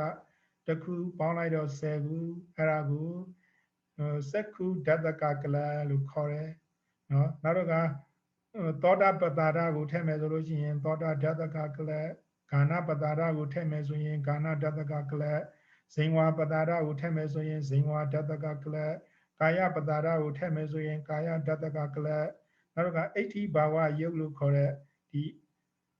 အမယုတ်ပေါ့အဲ့ဒါကိုထည့်မယ်ဆိုလို့ရှိရင်လည်းအဋ္ဌိဘာဝဓာတကကလနောက်တော့ကအထီးယုတ်အဖို့ယုတ်ဖြစ်တဲ့ပုရိသဘာဝယုတ်သို့မဟုတ်ပုံဘာဝယုတ်ကိုထည့်မယ်ဆိုလို့ရှိရင်လည်းဒါပုရိသဓာတကကလပေါ့လေနောက်ပုံဘာဝဓာတကကလနောက်တော့ကဟရိယဝတ္ထုယုတ်ကိုထည့်မယ်ဆိုလို့ရှိရင်လည်းဟရိယဓာတကကလလို့အဲ့ဒီလိုကလပေါင်းကံကြောင့်ဖြစ်တဲ့ကလစီပေါင်း9စီးဖြစ်သွားပါတယ်ဆိုတော့ဒါမှတ်စုထဲမှာတော့ဝိနိအထဇီဝိတဇီဝနဝကပဗဟရိယလောင်းပြန်ကအထတတကကံကြောင့်ဖြစ်ယောကလကိုအကျိုးကံပစာကံကြောင့်ဖြစ်တဲ့ကလစီက9စီးရှိပါတယ်တဲ့နော်ဆိုတော့အဲ့ဒါကိုပဲလေဒီဆရာတော်ကြီးကဒီလင်္ကာထဲမှာနဝထိုမှာဆက်သောဂါစီဆက်သောဂါနှင့်ဇီကာပင်စဘာဝနှစ်ခုဝတ္ထုဟရယလောင်းပြန်ကလျင်ဓာတကလရှိယပွားတို့ကလကိုမှာကမ္မဇာတိဒါဆိုရင်ကမ္မဇကလ6စီးအကြောင်းကိုလင်္ကာနဲ့ပြီးသွားပြီတခါရှစ်ဖြာမူလအထကတွင်တတ္တတယဝိညာဏဖြာဝိကာရသုံးဖွဲ့စည်းယုံကစိတ်တစကလရှစ်စီးမှတ်လောဆိုတော့အဲ့ဒါမှတ်စုထဲမှာဆိုလို့ရှိရင်တော့စိတ်တစကလစီးတွေကိုစိတ်တစကလ6စီးသို့မဟုတ်8စီးအဲ့ဒီ ဇယားကွက်ထဲကိုရောက်သွားပြီတဲ့ဆိုတော့အမျက်တွဲတဲ့ယုတ်က၈ခုဒါကိုဇယားထဲမှာတော့သုတ်တထကကလလို့ခေါ်တယ်တဲ့ဆိုတော့အမျက်တွဲတဲ့ယုတ်က၈ခုအဲ့ဒီမှာကာယဝိညာဉ်ယုတ်တစ်ခုကိုထက်လို့ရှိရင်အဲ့ဒါကာယဝိညာဉ်နဝကကလဖြစ်သွားပြီနောက်တော့ကအမျက်တွဲတဲ့ယုတ်က၈ခုဝစီဝိညာဉ်ယုတ်ထက်ဆိုတော့ဒါဝစီဝိညာဉ်ဆိုတာကတော့အတန်ပေါ့လေနှုတ်ကနေထွက်တဲ့နှုတ်အမူအရာပေါ့နောက်တော့ကအတန်စကားပြောရဲဆိုတော့အတန်လည်းပါလာပြီဆိုတော့အခုဘုန်းကြီးကတရားဟောနေတယ်ဆိုလို့ရှိရင်ဒီနံပါတ်3ဖြစ်တဲ့အမျက်တွဲရုပ်ရှိခုဝစီဝိညာဉ်ပြီးတော့တတ္တာဆိုတဲ့ပေါင်းတော့ကလစီစိတ်ကြောင့်ဖြစ်တဲ့ကလစီ10စီးဖြစ်နေတယ်ဆိုတော့နောက်တစ်ခါ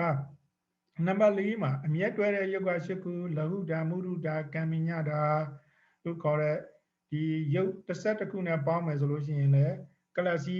တစည်းရသွားပြန်တယ်ဆိုတော့အဲ့ဒီမှာနောက်တော့ကနံပါတ်5အမျက်တွဲတဲ့ယုတ်က8ခုနောက်တော့ကကာယဝိညာဉ်တေနောက်တော့ကလဟုတာမုရုတာကံမိညတာဆိုတော့ဒါဆိုလို့ရှိရင်လည်းဒီစိတ်ကြောင့်ဖြစ်တဲ့ကလစီကတစည်းရသွားပြန်တယ်နောက်တော့ကနံပါတ်6အမျက်တွဲတဲ့ယုတ်က8ခုဝစီဝိညာဉ်တတ္တာယုတ်တေနောက်တော့ကလဟုတာမုရုတာကံမိညတာပေါင်းတော့73ခုဆိုလို့ရှိရင်လည်းပဲဒါစိတ်တစားကလရသွားပြန်တယ်ဆိုတော့စိတ်တစားကလတစည်းဖြစ်သွားပြန်တယ်ပေါ့လေဆိုတော့ဒီဟာဒီစိတ်တစားအထကရာကြီးတွေမှာတော့စိတ်တစားကလ8စီးလို့ပြတယ်ဒီဒါပေမဲ့လည်းတင်းညိုထဲမှာတော့6စီးလို့ပြတယ်ဆိုတော့ဘယ်လိုတွဲလို့ရှိရင်6စီးဖြစ်တယ်ဘယ်လိုတွဲလို့ရှိရင်8စီးဖြစ်တယ်ဆိုတာအဲ့ဒီဇယားထဲမှာကြည့်လို့ရှိရင်သိသွားပါပြီเนาะဆိုတော့နောက်မြန်လေးသွားလိုက်ပါမယ်ဆိုတော့လေဒီဆရာတော်ကြီးရဲ့လင်္ကာမှာကလမူလအထကနှင့်တတ္တနဝကဝိကာရဘေးကလလေးမူဥတုယူလောအဲ့ဒါကဥတုဇကလ၄စီးအကြောင်းကိုပြောတာအမြဲတွဲတဲ့ယုတ်က၈ခုကိုသုတ်တထကကလလို့ခေါ်တယ်တဲ့နော်ဒါကိုကလမူလအထကလို့လေဒီဆရာတို့ရဲ့လင်္ကာမှာပြောတယ်နောက်တစ်ခါအမြဲတွဲတဲ့ယုတ်က၈ခုတတ္တယုတ်တစ်ခုပေါင်းလိုက်တော့9ခုအဲ့ဒါကိုတတ္တနဝကကလအဲ့ဒါကိုလေဒီဆရာတို့ရဲ့လင်္ကာမှာတတ္တနဝလို့သုံးတယ်နော်နောက်အမြဲတွဲတဲ့ယုတ်က၈ခုလဟုတာမုရုတာကံမိညတာလို့ခေါ်တဲ့တာ3ခုပေါင်းလိုက်တော့10ခုဆိုတော့အဲ့ဒါကိုနော်ဝိကာရဘေးလို့ပြောတာနော်ဝိကာရယုတ်နဲ့ဒီအမြဲတွဲတဲ့ယုတ်၈ခုကိုပေါင်းလိုက်တော့10ခုအဲ့ဒါကိုလည်းတွဲပါလို့ပြောတာနောက်တော့ကအမြဲတွဲတဲ့ယုတ်က၈ခုတတ္တယုတ်တစ်ခုနောက်တော့ကလဟုတာမုရုတာကံမိညတာပေါင်းတော့12ခုအဲ့ဒါကိုပေါင်းလိုက်တော့ကလစီတစည်းရသွားပြန်တယ်ဆိုတော့ဒီဥတုကြောင့်ဖြစ်တဲ့ကလစီက4စီးရှိတယ်လို့လေဒီဆရာတော်ကြီးရဲ့လင်္ကာမှာပြတယ်နော်မူလအထဝိကာရပွား2စီးအာမဟာရာဇကလာပတိမူလအထဝိကာရပွား2စီးအာမဟာရာဇကလာပတိဆိုတော့အာဟာရကြောင့်ဖြစ်တဲ့ကလစီက2စီးရှိပါတယ်တဲ့ဆိုတော့နံပါတ်1မှာဆိုလို့ရှိရင်အမျက်တွဲတဲ့ရုပ်ရှိခုကသုတ်တတကကလစီလို့ခေါ်တယ်နော်အဲ့ဒါကနံပါတ်1ဆိုတော့အဲ့ဒါလင်္ကာထဲမှာတော့မူလအထလို့ပြောထားတယ်ပြီးတော့မှတကား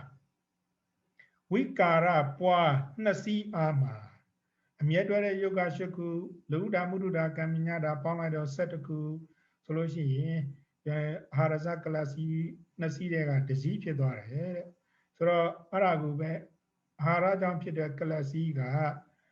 2စီးရှိပါတယ်မူလအထဝိကာရပွား2စီးအာမအာဟာရဇကလာပတိ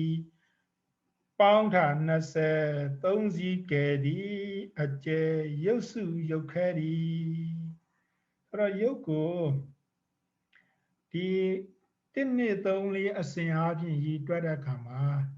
28ခုရှိတယ်ဒီကလစီကံပဇ စိတ်ဒဇာဥဒုဇာအာဟာရဇာကလတ်စီအနေနဲ့တွက်တဲ့အခါမှာ23စီးရှိပါတယ်တဲ့အဲ့ဒီလိုဟိုလေဒီဆရာတော်ကြီးကပြောတယ်ဆိုလို့ရှိရင်ဒါလင်္ကာနံပါတ်2ပြီးသွားပြီဆိုတော့အဲ့ဒီလင်္ကာနံပါတ်2ရလည်းပဲဣတိရူပံဒါရုပ်ကိုသိလိုက်တာပါပဲတဲ့ဆိုတော့နာလင်္ကာနံပါတ်2ပြီးပေါ့လေနော်အဲ့ဒါပြီးလို့ရှိရင်ဘယ်ဟာကိုရောက်သွားပြီလဲဆိုတော့ဝေဒနာခန္ဓာနဲ့သင်ညက်ခန္ဓာလင်္ကာနံပါတ်3ကိုရောက်သွားပြီ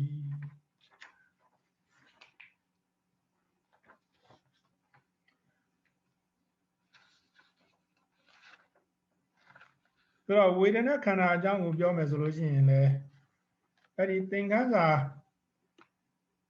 အဟောင်းတွေကိုပဲပြန်ကြည့်ရလိမ့်မယ်အဟောင်းတွေကိုအစဉ်သင်းဆောင်ထားတဲ့သူကတော့ဝေဒနာနုပဒနာဆိုင်ရာနောက်ဆက်တွဲလို့ပြီးထားတဲ့ note ကိုကြည့်ပါအဲ့ဒီမှာစာမျက်နှာနှစ်ကနေပြီးတော့ဝေဒနာ3ခုကနေပြီးတော့တခါ108အထိဖြစ်သွားပုံကိုအဲဒီဝေဒနာနုပဒနာအပိုင်းကိုသင်တော့ကပြောခဲ့ပြီးပါပြီเนาะအခုအဲ့ဒါကိုပဲပြန်ပြောတာပဲဆိုတော့ဝေဒနာခန္ဓာဆိုတာဝေဒနာဆိုတာခံစားမှုခန္ဓာဆိုတာကအစုအဝေးအပေါင်းဆိုတော့ခံစားမှုအစုအဝေးအပေါင်းကိုဝေဒနာခန္ဓာလို့အဲ့ဒီလိုခေါ်တယ်ဆိုတော့ဒီမဟာတတိပဒံတရားထဲမှာဆိုလို့ရှိရင်တော့ဣတိဝေဒနာဒါဝေဒနာပဲလို့သိရမယ်တဲ့ဆိုတော့လက်တွေ့အပြင်တော့ဝေဒနာဆိုတာခန္ဓာကိုယ်မှာဟိုဖြစ်တယ်ဆိုတော့အဲ့ဒီဝေဒနာကိုဟိုဒီစကလုံးတွေအနေနဲ့ပြောတဲ့အခါမှာဝေဒနာကိုလေဒီဆရာတော်ကြီးကဘာသာပြန်တယ်ခံစားစံစားစကားနှစ်ထွေတရားနီမှာဝေဒနာဓာတ်ခန္ဓာမှတ်လောဝေဒနာဆိုတဲ့စကားလုံးကိုခံစားတယ်လို့လည်းဘာသာပြန်တယ်နောက်တော့ကစံစားတယ်လို့လည်းဘာသာပြန်တယ်เนาะဒီတော့ရှေးတုန်းကမြန်မာကြီးတွေဟာခံစားတယ်ဆိုတာကမကောင်းတဲ့အဓိပ္ပာယ်ကိုပြောကျင်တဲ့အခါမှာခံစားတယ်လို့ပြောတယ်ကောင်းတဲ့အဓိပ္ပာယ်ကိုပြောကျင်တဲ့အခါမှာစံစားတယ်လို့ပြောတာဆိုကြပါစို့သူဒီငရဲ၌ငရဲခံစားရ၏ဆိုတော့မကောင်းတဲ့အနိဋ္ဌာယုံကိုခံစားတဲ့အခါမှာဒါခံစားတယ်လို့ပြောတယ်နောက်တစ်ခါစီးစိမ်ချမ်းသာကိုစံစားတော်မူ၏ထီးနှံစီးစိမ်ကိုစံစားတော်မူ၏ဆိုလို့ရှိရင်ကောင်းတာကိုပြောကျင်တဲ့အတွက်ကြောင့်မလို့စံစားတယ်လို့ပြောတယ်နော်ဆိုတော့အခုခေတ်မှာတော့ဟိုကောင်းတာရောမကောင်းတာရောခံစားတယ်ပဲသုံးတာပဲနော်ဒါကြောင့်မလို့ရှေ့တုန်းကစကားအသုံးကနှစ်ခုရှိပါတယ်တဲ့ခံစားစံစားစကားနှစ်တွေ့တရားနီမှာဝေဒနာဓာတ်ခန္ဓာမှတ်လောခံစားတယ်လို့ပဲပြောစံစားတယ်လို့ပဲပြောစကားနှစ်မျိုးလုံးဟာတဲ့တရားသဘောအပြင်ကတော့ဝေဒနာဆိုတဲ့ခန္ဓာပါပဲဆိုတော့ဒါဝေဒနာရဲ့ဘာသာပြန်သုံးရဝေခွဲဆင်းရဲဒုက္ခဒုက္ခချမ်းသာဥပေက္ခဟုပြည့်လူခံစားမထင်ရှားသည်ဒါဝေဒနာကိုသုံးမျိုးခွဲလိုက်တာဆင်းရဲဒုက္ခဝေဒနာချမ်းသာဒုက္ခဝေဒနာဥပေက္ခလျှိလျူရှုတယ်လျှိလျူရှုတယ်ဆိုတာကဆင်းရဲလည်းမဟုတ်ဘူးချမ်းသာလည်းမဟုတ်ဘူးအလယ်လက်ဖြစ်တာကိုလျှိလျူရှုတယ်လို့ပြောတာ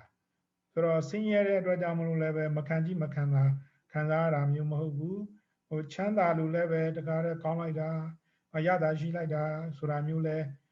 ဖြစ်နေတာမျိုးမဟုတ်ဘူးအလယ်အလက်ဖြစ်တာကိုဥပေက္ခလို့အဲ့လိုပြောတယ်ဒါကိုလျှိလျူခံစားမထင်ရှားသည်ဆိုတော့ဝေဒနာသည်ဒုက္ခဝေဒနာဒုက္ခဝေဒနာဥပေက္ခဝေဒနာအပြင်၃မျိုးရှိပါတယ်နောက်တော့က၅ပါးအလိုတဘုံဆိုသောကိုယ်စိတ်နှပြချမ်းသာစည်းရဲ liye liu kwelo Vedanago Nava kwere nile shibare. So go say mebia. Domina Duka Vedana Dominada Vedana no ara solution count never ma. Duka Vedana Dominada Vedana ara so Macau never ma. Now so Upeka Vedana so Namu Chidari. Go say Napia Chanda Sing Liu Quello Araga Vedana Namu Upiora. The ne ထို့ပြင်အမြင်အကြားအနံ့အားနှင့်စားလျက်တွေ့ထိကြံသည့်၆ကြာချမ်းသာဆင်းရဲလျစ်လျူခွဲညာ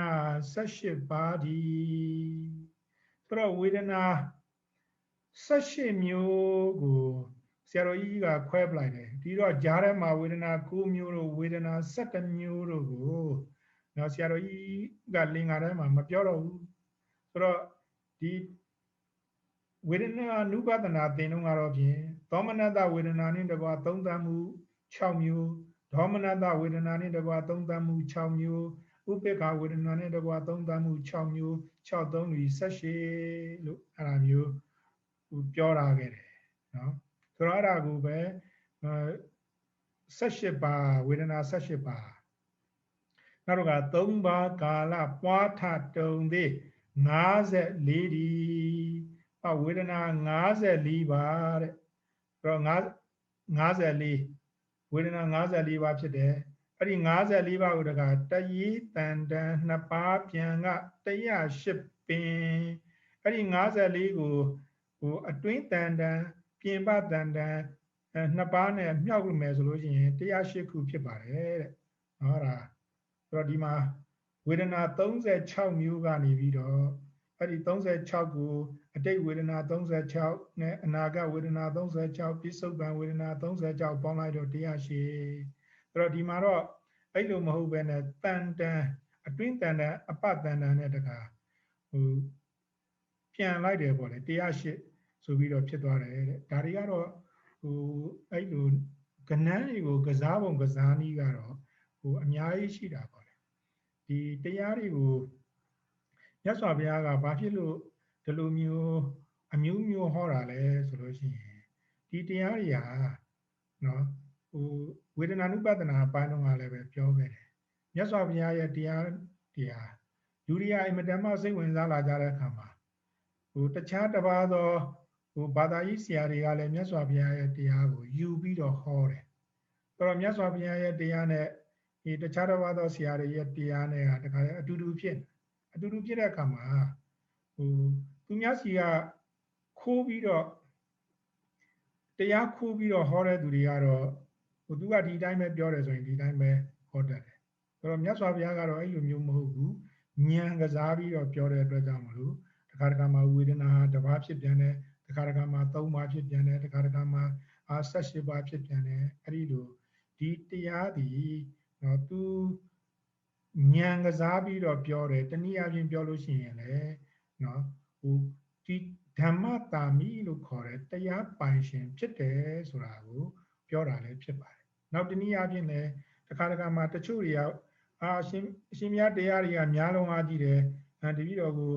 အချင်းချုပ်ပဲပြောပါပဲရဆိုရင်မြတ်စွာဘုရားကဝေဒနာကိုတပါးလို့ပဲပြောတယ်ရှင်မြတ်တပါးလေးနဲ့တော့တပည့်တော်နားမလည်ဘူးနည်းနည်းချက်ပြီးတော့ဟောပါဦးဘုရားဆိုရင်ဝေဒနာကို3ပါးဟောလိုက်တယ်ဆိုတော့တချို့တွေကတော့ဝေဒနာကိုအသေးစိတ်ပြောနားလည်ဟောပါဗျာဆိုရင်နောက်ဆုံး108ထိဟောပလိုက်တယ်ပေါ့လေဒါကြောင့်မလို့တခါမှာဝေဒနာဒီတပါးတည်းဖြစ်မယ်တခါမှာ108ခုထိဖြစ်မယ်ဆိုတော့ဝေဒနာစေတသိက်ဒီဝေဒနာခန္ဓာမြည်လို့အဲ့ဒီခန္ဓာအာယနာဆိုရိုးထဲမှာပါလိမ့်မယ်အဓိကနောက်မှာတော့တင်ညာကတော့ဖြင့်မှတ်စုတွေရှာစရာမလိုတော့ပါဘူးဒီအတိုင်းပဲကြည့်ပါလို့ရပါပြီထို့ပြင်တင်ညာခန္ဓာမှာကလိမ္မာတတ်သည့်ခေါ်ကြပြီရှင်တင်ညာဆိုတာလိမ္မာတယ်တတ်တယ်သိတယ်လို့ဘာသာပြန်ကြတယ်လူဤပေါင်းမှာလူတကာနဲ့လိမ္မာမြဲမှုမှတ်ဆွဲဖြာဤတင်ညာပင်အဲ့တော့လူတွေထဲမှာလည်းပဲလူတွေဟာအတတ်ပညာနဲ့ပတ်သက်လာလို့ရှိရင် သူကတော့ဒါတွေကိုမှတ်မိနိုင်တယ်ဒါကတော့ပြင်ကျွမ်းကျင်တယ်ဆိုရင်ဒါကတော့တင်ညာသဘောပါပဲအခုခေတ်မှာလည်းပဲဟိုစာတွေကိုများများမှတ်နိုင်တယ်ဆိုလို့ရှိရင်ဒါတင်ညာပဲเนาะယဟန်တော်တွေမှာဆိုလို့ရှိရင်လည်းပိဋကသုံးပုံကျက်နိုင်တယ်ဘာသာမိဝဲညာစာမှုဝဲတွေကိုအောင်နိုင်တယ်လူတွေထဲမှာလည်းအဲ့ဒီလိုဟိုသူကတော့ပြင်ဉာဏ်ကောင်းတယ်เนาะစာတွေကိုကြည်တာနဲ့ပဲမှတ်မိတယ်သူများဖတ်တာကြားတာနဲ့ပဲမှတ်မိတယ်ဆိုရင်အဲ့ဒါတင်ညာဖြစ်ပါတယ်နတ်မှာနတ်လျောက်လိန်မာမြောက်ဤအောက်အပယ်သားကျွဲနွားမြင်းစင်မြင်းမြင်းသမျှအနန္တလည်းဘာဝတိတကြ၏ပြီးတော့အိမ်မှာမွေးထားတဲ့ခွေးလေးတွေကြောင်လေးတွေကစဟိုကျွဲတွေနွားတွေမြင်းတွေစင်တွေပေါ့လေသူတို့လည်းပဲဟိုလူကတင်ပေးလို့ရှိရင်တိတတ်တယ်ပေါ့လေလုတ်တတ်တယ်เนาะအဲ့ဒါလည်းပဲတင်ညာရဲ့စွမ်းအင်ပါပဲလောကအလုံးညော်မဆုံးလည်းရင်အသုံးထွင်စွာအလိမ္မာဟုအခြားချုပ်ခေါ်သမုတ်၏ဆိုတော့နောက်ဆုံးမှာအချင်းချုပ်လိုက်လို့ရှိရင်ဒီတင်ညာဆိုတဲ့သဘောကအတ္တပညာမှာလိမ္မာတယ်ကျွမ်းကျင်တယ်ဆိုတာတင်ညာရဲ့သဘောပါပဲမုတ်ဆိုးတငါသူ့အရာ၌လိမ္မာကျွမ်းကျင်တင်ညာပင်ဒီငါးပန်းတဲ့သူတွေသားကောင်ရှာတဲ့သူတွေသူတို့လည်းသူတို့နေရာမှာသူတို့လိမ္မာတာကျွမ်းကျင်တာဟာတင်ညာလို့ခေါ်ပါတယ်တဲ့ပညာမဟုတ်ပါဘူးတဲ့နော်ဆိုလို့ရှိရင်အခုရဟန်းတော်များလည်းပဲဟိုတရားဟောတဲ့နေရာမှာတရားပြတဲ့နေရာမှာလိမ္မာတယ်ကျွမ်းကျင်တယ်ဆိုလို့ရှိရင်ဟိုဒါတင်ညာအဆင့်ပါပဲနော်အဲ့တော့သို့စဉ်နီးပြတိကုံကြလောရူပတင်ညာစသည်မာကတင်ညာပြအကျဉ်အားဖြင့်6ပါးလာရှိအဲ့ဒါကတော့ဖြင့်ရူပတတ္တကန္နရတ္တဆိုတဲ့ဖောတ္တပါဆိုတဲ့အရာတွေကိုဟိုတင်ညာနဲ့တွဲလိုက်မယ်ဆိုလို့ရှိရင်ရူပတင်ညာတတ္တတင်ညာကန္နတင်ညာရတ္တတင်ညာဖောတ္တပါတင်ညာလို့အဲ့ဒီလိုတင်ညာတွေအများကြီးစရင်ထွက်လာပါလိမ့်မယ်နောက်တစ်ခါမြေသည့်ရေသည့်နေလာတီကစသည်သွဲမဆုံးခွယ်သည်မြေတွေကိုသိတယ်မြေအတတ်ပညာကိုတတ်တယ်ရေကိုသိတယ်ရေတတ်ပညာကိုတတ်တယ်နောက်တစ်ခါနေကိုသိတယ်နေတတ်ပညာကိုတတ်တယ်လကိုသိတယ်လတတ်ပညာကိုသိတယ်ဒါဆိုလို့ရှိရင်တော့နာဆာတို့ဘာလို့ဒီရောက်သွားပြီပေါ့လေဆိုတော့အဲ့ဒီလိုအတတ်ပညာတွေကိုသိတာလည်းပဲပညာပါပဲတဲ့စသည်အားဖြင့်ပြောမယ်ဆိုလို့ရှိရင်မဆုံးနိုင်ပါဘူးတဲ့ဒါပညာခန္ဓာရဲ့သဘောပါပဲဆိုတော့ဒါဝေဒနာရဲ့ပညာရဲ့နော်ဝေဒနာစေတသိက်ဟာဝေဒနာခန္ဓာလို့ခေါ်တယ်ပညာစေတသိက်ဟာပညာခန္ဓာလို့ခေါ်တယ်တဲ့ဆိုတော့ဒါဝေဒနာကိုသိလို့ရှိရင်ဣတိဝေဒနာဒါဝေဒနာပဲလို့သိတယ်ဣတိပညာဒါပညာပဲလို့သိလိုက်တယ်အခုဒီမှာလင်္ကာကိုဖတ်သွားပြင်လည်းပဲဒီဣတိဝေဒနာဣတိပညာကိုသိပြီဆိုတော့နောက်သင်္ခါရခန္ဓာကိုနည်းနည်းသွားလိုက်မယ်နော်ဆိုတော့သင်္ခါရခန္ဓာကိုသွားဖို့အတွက်ကအရင်တစ်ပတ်တုန်းကပြီးထားတဲ့စေတသိက်52ခုဆိုပြီးတော့ဒီနှုတ်လေးပေးထားတာရှိပါတယ်နော်အဲ့ဒါလေးကိုကြည့်ပါ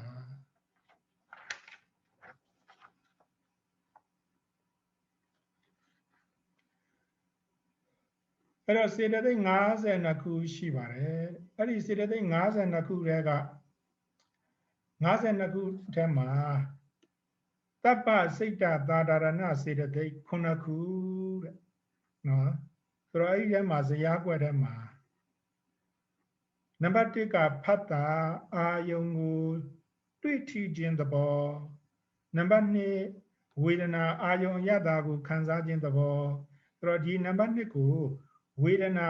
စေတသိက်လို့ခေါ်တယ်အဲ့ဒီဝေဒနာစေတသိက်ကိုဝေဒနာခန္ဓာလို့ခန္ဓာအညီတက်လိုက်တယ်နောက်တစ်ခါနံပါတ်3ပညာအာယုံကိုမှတ်သားခြင်းသဘောနော်အနီရောင်ပဲဝါရောင်ပဲအမေပဲအဖီပဲဒီလိုမျိုးမှတ်သားတာကိုဟိုပညာလို့ခေါ်တယ်နောက်တစ်ခါစေတနာတိုက်တွန်းနှိုးဆော်ခြင်းသဘော နောက်တစ်ခါနံပါတ်5ဧကဂရာအာယုံတစ်ခု၌တည်တံ့ခြင်းတည်ကြည်ခြင်းသဘောအဲ့တော့ဒါဝိသုဒ္ဓိမတ်မှာတော့တမာတိလို့အဲ့လိုသုံးတယ်နောက်နံပါတ်6ဇီဝိတ္တန္တရေရှင်ဘတ်တရားတို့ကိုစောင့်ထိန်ခြင်းသဘောအဲ့တော့ဒါနံဇီဝိတ္တန္တရေလို့ခေါ်တယ်ရုပ်ရူပခန္ဓာကိုသင်တော့ကဇီဝိတ္တန္တရေဆိုတဲ့စကားလုံးတစ်လုံးပါတယ်အဲ့ဒါကရုပ်ဇီဝိတ္တန္တရေနော်ဒီခန္ဓာကိုယ်ကြီးကိုအသက်ရှင်နေတော့မှနော်ပုတ်မသွားအောင်တိုးမသွားအောင်အဲ့ဒီလိုမျိုးထိန်းထားတာကိုရုပ်ဇီဝိတ္တန္တရေနောက်တစ်ခါနာမ်မှာလည်းပဲနံဇီဝိတ္တန္တရေဆိုတာရှိတယ်နော်ဒီနံတရားတွေကိုဒါကြတဲ့ထိန်းထားတဲ့သဘောပေါ့လေနံတွေကိုထိန်းထားတာဆိုတော့နောက်တစ်ခါမနတိကာရစိတ်ထဲ၌အာယုံပေါ်လာအောင်ပြုပေးတဲ့သဘောအဲ့ဒါဆိုလို့ရှိရင်တပ္ပစိတ်ဓာတာရဏစေတသိက်ခုနှစ်ခုပြီးသွားပြီအဲ့ဒီခုနှစ်ခုထဲမှာနော်ဝေဒနာစေတသိက်ကဝေဒနာခန္ဓာတင်ညာစေတသိက်ကတင်ညာခန္ဓာဆိုတော့ကျန်တဲ့၅ခုကသင်္ခါရခန္ဓာလို့ခေါ်တယ်ဆိုတော့လင်္ကာလေးဖတ်လိုက်ပါမယ်ကာယဝစီမနောပြည်တိသုံးလီကမ္မသင်္ခါရမူဓမ္မထင်ရှား50ပြာဤဆိုတော့ကိုယ်အမူအရာကာယသင်္ခါရနှုတ်အမူအရာဝစီသင်္ခါရမနောအမူအရာမနောသင်္ခါရတနည်းအားဖြင့်ပြောလို့ရှိရင်ကာယကံဝစီကံမနောကံအဲ့ဒီကံကိုသင်္ခါရလို့ဆိုကြပါစို့တဲ့အဲ့ဒီသင်္ခါရသည်တဲ့ဒီတရားသဘောအားဖြင့်ကတော့50ရှိပါတယ်အဲ့ဒီ50ကိုတရုပ်ထုတ်ပြပြီးတွေ့ညာဖတ်တာဆိုတော့တွေ့ညာဖတ်တာဆိုတာကဖတ်တာဆိုတာပါဠိမြန်မာပြန်ကတွေ့နော်ဘာကိုတွေ့တာလဲဆိုလို့ရှိရင်အာယုံကိုတွေ့တယ်နောက်တော့ကသောထစေတနာစေတနာကပါဠိသောတယ်ဆိုတာကပါဠိအဲ့ဒီလိုကျင်းချင်းလေးပြအောင်ပြောထားတာပေါ့လေဒီစေတနာဆိုတာကတိုက်တွန်းနှိုးဆော်ခြင်းသဘောတဲ့ဧကဂါမူတီကြည်ဟူ၏ဧကဂရာစေတသိက်သူကတော့တီကြည်တဲ့သဘောတမာတိပေါ့လေဆိုတော့တမာတိလို့လည်းပြောမယ်ဧကဂရာလို့လည်းပြောမယ်တတ်မူဇီဝီတန္တရေဒါကတော့ဖြင့်နံတရားတွေရဲ့အသက်ပဲဒီတော့ရုပ်မှာလည်းပဲရုပ်အသက်ရှိတယ်နာမ်မှာလည်းပဲနာမ်အသက်ရှိတယ်အကုန်လုံးကဒီမှာနာမ်အသက်ဆိုလို့ရှိရင်တော့သင်္ခါရခန္ဓာပါလေမနတိကနှလုံးထားသည်နှလုံးထားတယ်ဆိုတာကစိတ်ထဲမှာအာယုံပေါ်လာအောင်ပြုပြီးတဲ့သဘောဆိုတော့၅ပါးဓမ္မစိတ်တိုင်းရ၏ဒီစိတ်တိုင်းရတယ်ဆိုတာစိတ်တိုင်းနဲ့ဆက်ဆံတယ်အဲ့ဒီလိုပြောတာဆိုတော့နောက်ဇယားကွက်ကိုပြန်သွားလိုက်ပါမယ်နံပါတ်1ဝိတကဝိတမြန်မာလိုပြန်တော့ဝိတပါဠိကတော့ဝိတကရှင်ဘတ်တရားတို့ကိုအာယုံတို့တင်ပေးခြင်းသဘောလက်တွေ့အပြင်တရားမှတ်တဲ့အခါမှာဆိုတော့ဖောင်းတာဆိုတာကိုဖောင်းတာကိုမှတ်နိုင်အောင်လို့တင်ပေးလိုက်တဲ့သဘောကိုဝိတတင်နိုင်ပြီးသွားပြီဆိုလို့ရှိရင်မှတ်နိုင်ပြီပေါ့လေအဲဒီမှတ်တာကိုထပ်တလဲလဲမှတ်ပြီဆိုလို့ရှိရင်နံပါတ်2ကဝိစာရာအာယုံကိုသုံးသပ်ခြင်းထပ်၍ယူခြင်းသဘောနောက်နံပါတ်3အဓိမောက္ခအာယုံကိုဆုံးဖြတ်ချက်ချခြင်းသဘောနောက်ဝိရိယအာထုတ်ခြင်းအာတတရောရှိခြင်းသဘောပီတိနှစ်သက်ခြင်းသဘောစန္ဒလိုလားတောင်းတခြင်းသဘောဆရာတို့ကြီးရဲ့လင်္ကာကိုသွားလိုက်ပါမယ်တက်ကကြံခြင်းဖွဲ့ရည်ခြင်းမှာဝိစာရမှန်တက်ကဆိုတာဝိတက်ကိုပြောတာသူကတော့ကြံစီခြင်းလို့အဓိပ္ပာယ်ယူပါတယ်တဲ့နောက်တော့ကဖွဲ့ရည်ခြင်းထပ်တလဲလဲဟိုမှတ်တယ်ထပ်တလဲလဲရစ်တာကိုဝိစာရလို့မှတ်ပါနောက်ဆုံးဖြတ်ဒီမောက္ခဆုံးဖြတ်တာကိုဒီမောက္ခလို့မှတ်ပါဝိရိယနှင့်စန္ဒပီတိထင်ရှားပြီဆိုတော့ဝိရိယရောစန္ဒရောပီတိရောသိတာပါပြီအဲ့လိုပြောတာဆိုတော့နောက်ကအကုသိုလ်စေတသိက်14ခုဇယားကိုကြည့်ပါမောဟအာယုံဤအမှန်သဘောကိုဖုံးကွယ်ခြင်းသဘောဆိုတော့ဒါကိုမောဟလို့ခေါ်တယ်ဆိုတော့လူမှာလောဘလိုချင်စိတ်အားကြီးတယ်ဆိုလို့ရှိရင်လည်း တိတာဒေါသစိတ်တူတယ်ဆိုလို့ရှိရင်လည်းတိတာဒီမောဟအာယုံဤအမှန်သဘောကိုဖုံးကွယ်ခြင်းဆိုတာသိမသိတာနော်ဆိုတော့ဒါကြောင့်မလို့ဒီမောဟကိုဖမ်းရခတ်တယ်နော်ဖမ်းရခတ်တယ်ဆိုတော့ဒါကြောင့်မလို့မောဟကိုဖမ်းနိုင်ဖို့အတွက်ကတော့များများစိတ်ဓာနုပဒနာကိုများများအားထုတ်နိုင်ဖို့လိုတယ်အခုလိုအဘိဓမ္မာသဘောလေးတွေကိုသိသိချာချာသိနိုင်ဖို့လိုတယ်အဲ့ဒါမှမောဟဆိုတာဘယ်လိုဟာမျိုးလဲလက်တွေ့သိပါလိမ့်မယ်နောက်တစ်ခါနံပါတ်2အဟိရိကဒုစရိုက်ပြုရမှာမရှက်ခြင်းသဘောအနုတ္တပဒုစရိုက်ပြုရမှာမကြောက်ခြင်းသဘောနောက်တစ်ခါဥဒိစ္စပြန့်လွင်ခြင်းသဘောလောဘလောကီအာယုံကာမဂုဏ်ကိုလိုချင်ခြင်းသဘောဒိဋ္ဌိအမှားသိခြင်းယူခြင်းသဘောဒါကတော့ပြင်ဝိသုဒ္ဓိမမှာကတော့တိတိကျကျပဲပြောတယ်မိစ္ဆာဒိဋ္ဌိလို့အဲ့ဒီလိုတိတိကျကျပြောတယ်နောက်မာနထောင်ဝါတက်ကြွခြင်းသဘောနောက်တစ်ခါဒေါသခတ်ထန်ကြမ်းတမ်းခြင်းသဘောအိတ်တာသူတစ်ပါးကိုညှူဆူစောင်းမြောင်ခြင်းသဘောသူများကြီးပွားတယ်ချမ်းသာတယ်ပြည့်စုံတယ်ဆိုလို့ရှိရင်ကိုကအဲ့ဒါကိုသိပြီးတော့မကြိုက်တာကိုအိတ်တာလို့ပြောတယ်နောက်နံပါတ်30မစ္စရိယကိုယ်စည်းစိမ်ကိုဝန်တိုနှမျောခြင်းတခါကြောင်းကိုကိုကမုတ်ကောင်းကောင်းလေးယူသွားတယ်ဆိုလို့ရှိရင်တယောက်နဲ့တယောက်ခါတိုင်းဆိုလို့ရှိရင်တော့အတူတူစုပြီးတော့မုတ်စားကြတာပေါ့လေခုမှမုတ်ကောင်းကောင်းပါလာတဲ့အခါကျတော့အေးငါမစားဘူးကွာငါမစားသေးဘူးကွာမင်းတို့စားနေကြဆိုလို့ရှိရင်သူများကို share လုပ်ရမှာဆိုလို့အဲ့လိုမျိုးလုပ်တယ်ဆိုရင်အဲ့ဒါမစ္စရိယပေါ့လေနော်အဲ့တော့မစ္စရိယကတော့ကိုယ်စည်းစိမ်ကိုဝန်တိုခြင်းနှမျောခြင်းအဲ့တော့ဒါဒီမစ္စရိယတွေလည်းအများကြီးရှိပါတယ်နော်လာဘမစ္စရိယစီးပွားဒီနဲ့ပတ်သက်လာလို့ရှိရင်လည်းဝန်တိုတယ်နော်နောက်တော့ကဝဏမစ္စရိယဒါမျိုးတွေရှိတယ်နော်အဲ့တော့ဒီမှာကတော့ထားပါတော့လေမစ္စရိယဆိုတာကိုယ်စည်းစိမ်ကိုဝန်တိုခြင်းနှမျောခြင်းသဘောနောက်ကုက္ကုဇဒုစရိုက်ကိုပြုမိတယ်သူစရိုက်ကိုမပြုမိလို့နှောင်တရတယ်ငငယ်တုန်းကမဟုတ်တာတွေပဲလုပ်ခဲ့တယ်ကြီးမှကောင်းတာတွေကိုလုပ်မယ်ဟုတ်တာတွေလုပ်မယ်ဆိုလို့မလုပ်နိုင်တော့ဘူးကျမ်းမာရေးကမကောင်းတော့ဘူးဆိုရင်အဲ့ဒါနှောင်တရတယ်ဆိုရင်ကုက္ကုဇနောက်ထိနာစိတ်မလန်းမဆန်းထိုင်းနေခြင်းမိဒ္ဓမှိုင်းတိုင်းတာအိတ်ချင်မှုတူဖြစ်နေခြင်းဝိသိကိစ္စဖယားတရားတန်ခါစသည်နာယုံမှခြင်းဆိုတော့အဲ့ဒါအကုသိုလ်စေတသိက်14ခုလို့ခေါ်တယ်ဒီအကုသိုလ်ဖြစ်ဖို့အတွက်အကြောင်းတရား14ခုပေါ့လေဆိုတော့အဲ့ဒါကိုမတိမလင်းမထိုးထွင်းချက်မောဟနဲ့ဒီမတိတာမလင်းတာမထိုးထွင်းမတိနိုင်တာကိုမောဟလို့ခေါ်ပါတယ်တဲ့ဆိုတော့အခုခေတ်မှာလဲတယောက်ယောက်ကမတိတာရှိလို့ရှိရင်သူများကိုမေးကျင်တယ်ဆိုရင်ကျမကိုဒါလေးအလင်းပြပါအောင်ဆိုတာဒီကနေလာနော်အလင်းပြပါဆိုတော့မလင်းဘူးဆိုရင်မောဟအလင်းဆိုလို့ရှိရင်ပညာပေါ့လေနော်ဒီမောဟရဲ့စန့်ကျင်ဘက်ကပညာနောက်ရှက်ကြောက်မရှိအဟိရိကာဆိုတာရှက်မရှိဘူးနောက်တော့ကအနုတ္တပါအကြောက်မရှိဘူးဆိုတော့ဒါရှက်တယ်ကြောက်တယ်နော်ရှက်တယ်ဆိုတာကဘာကိုရှက်တာလဲဘာကိုကြောက်တာလဲဆိုရင်ဒုစရိုက်ပြုရမှာရှက်တာဒုစရိုက်ပြုရမှာကိုကြောက်တာ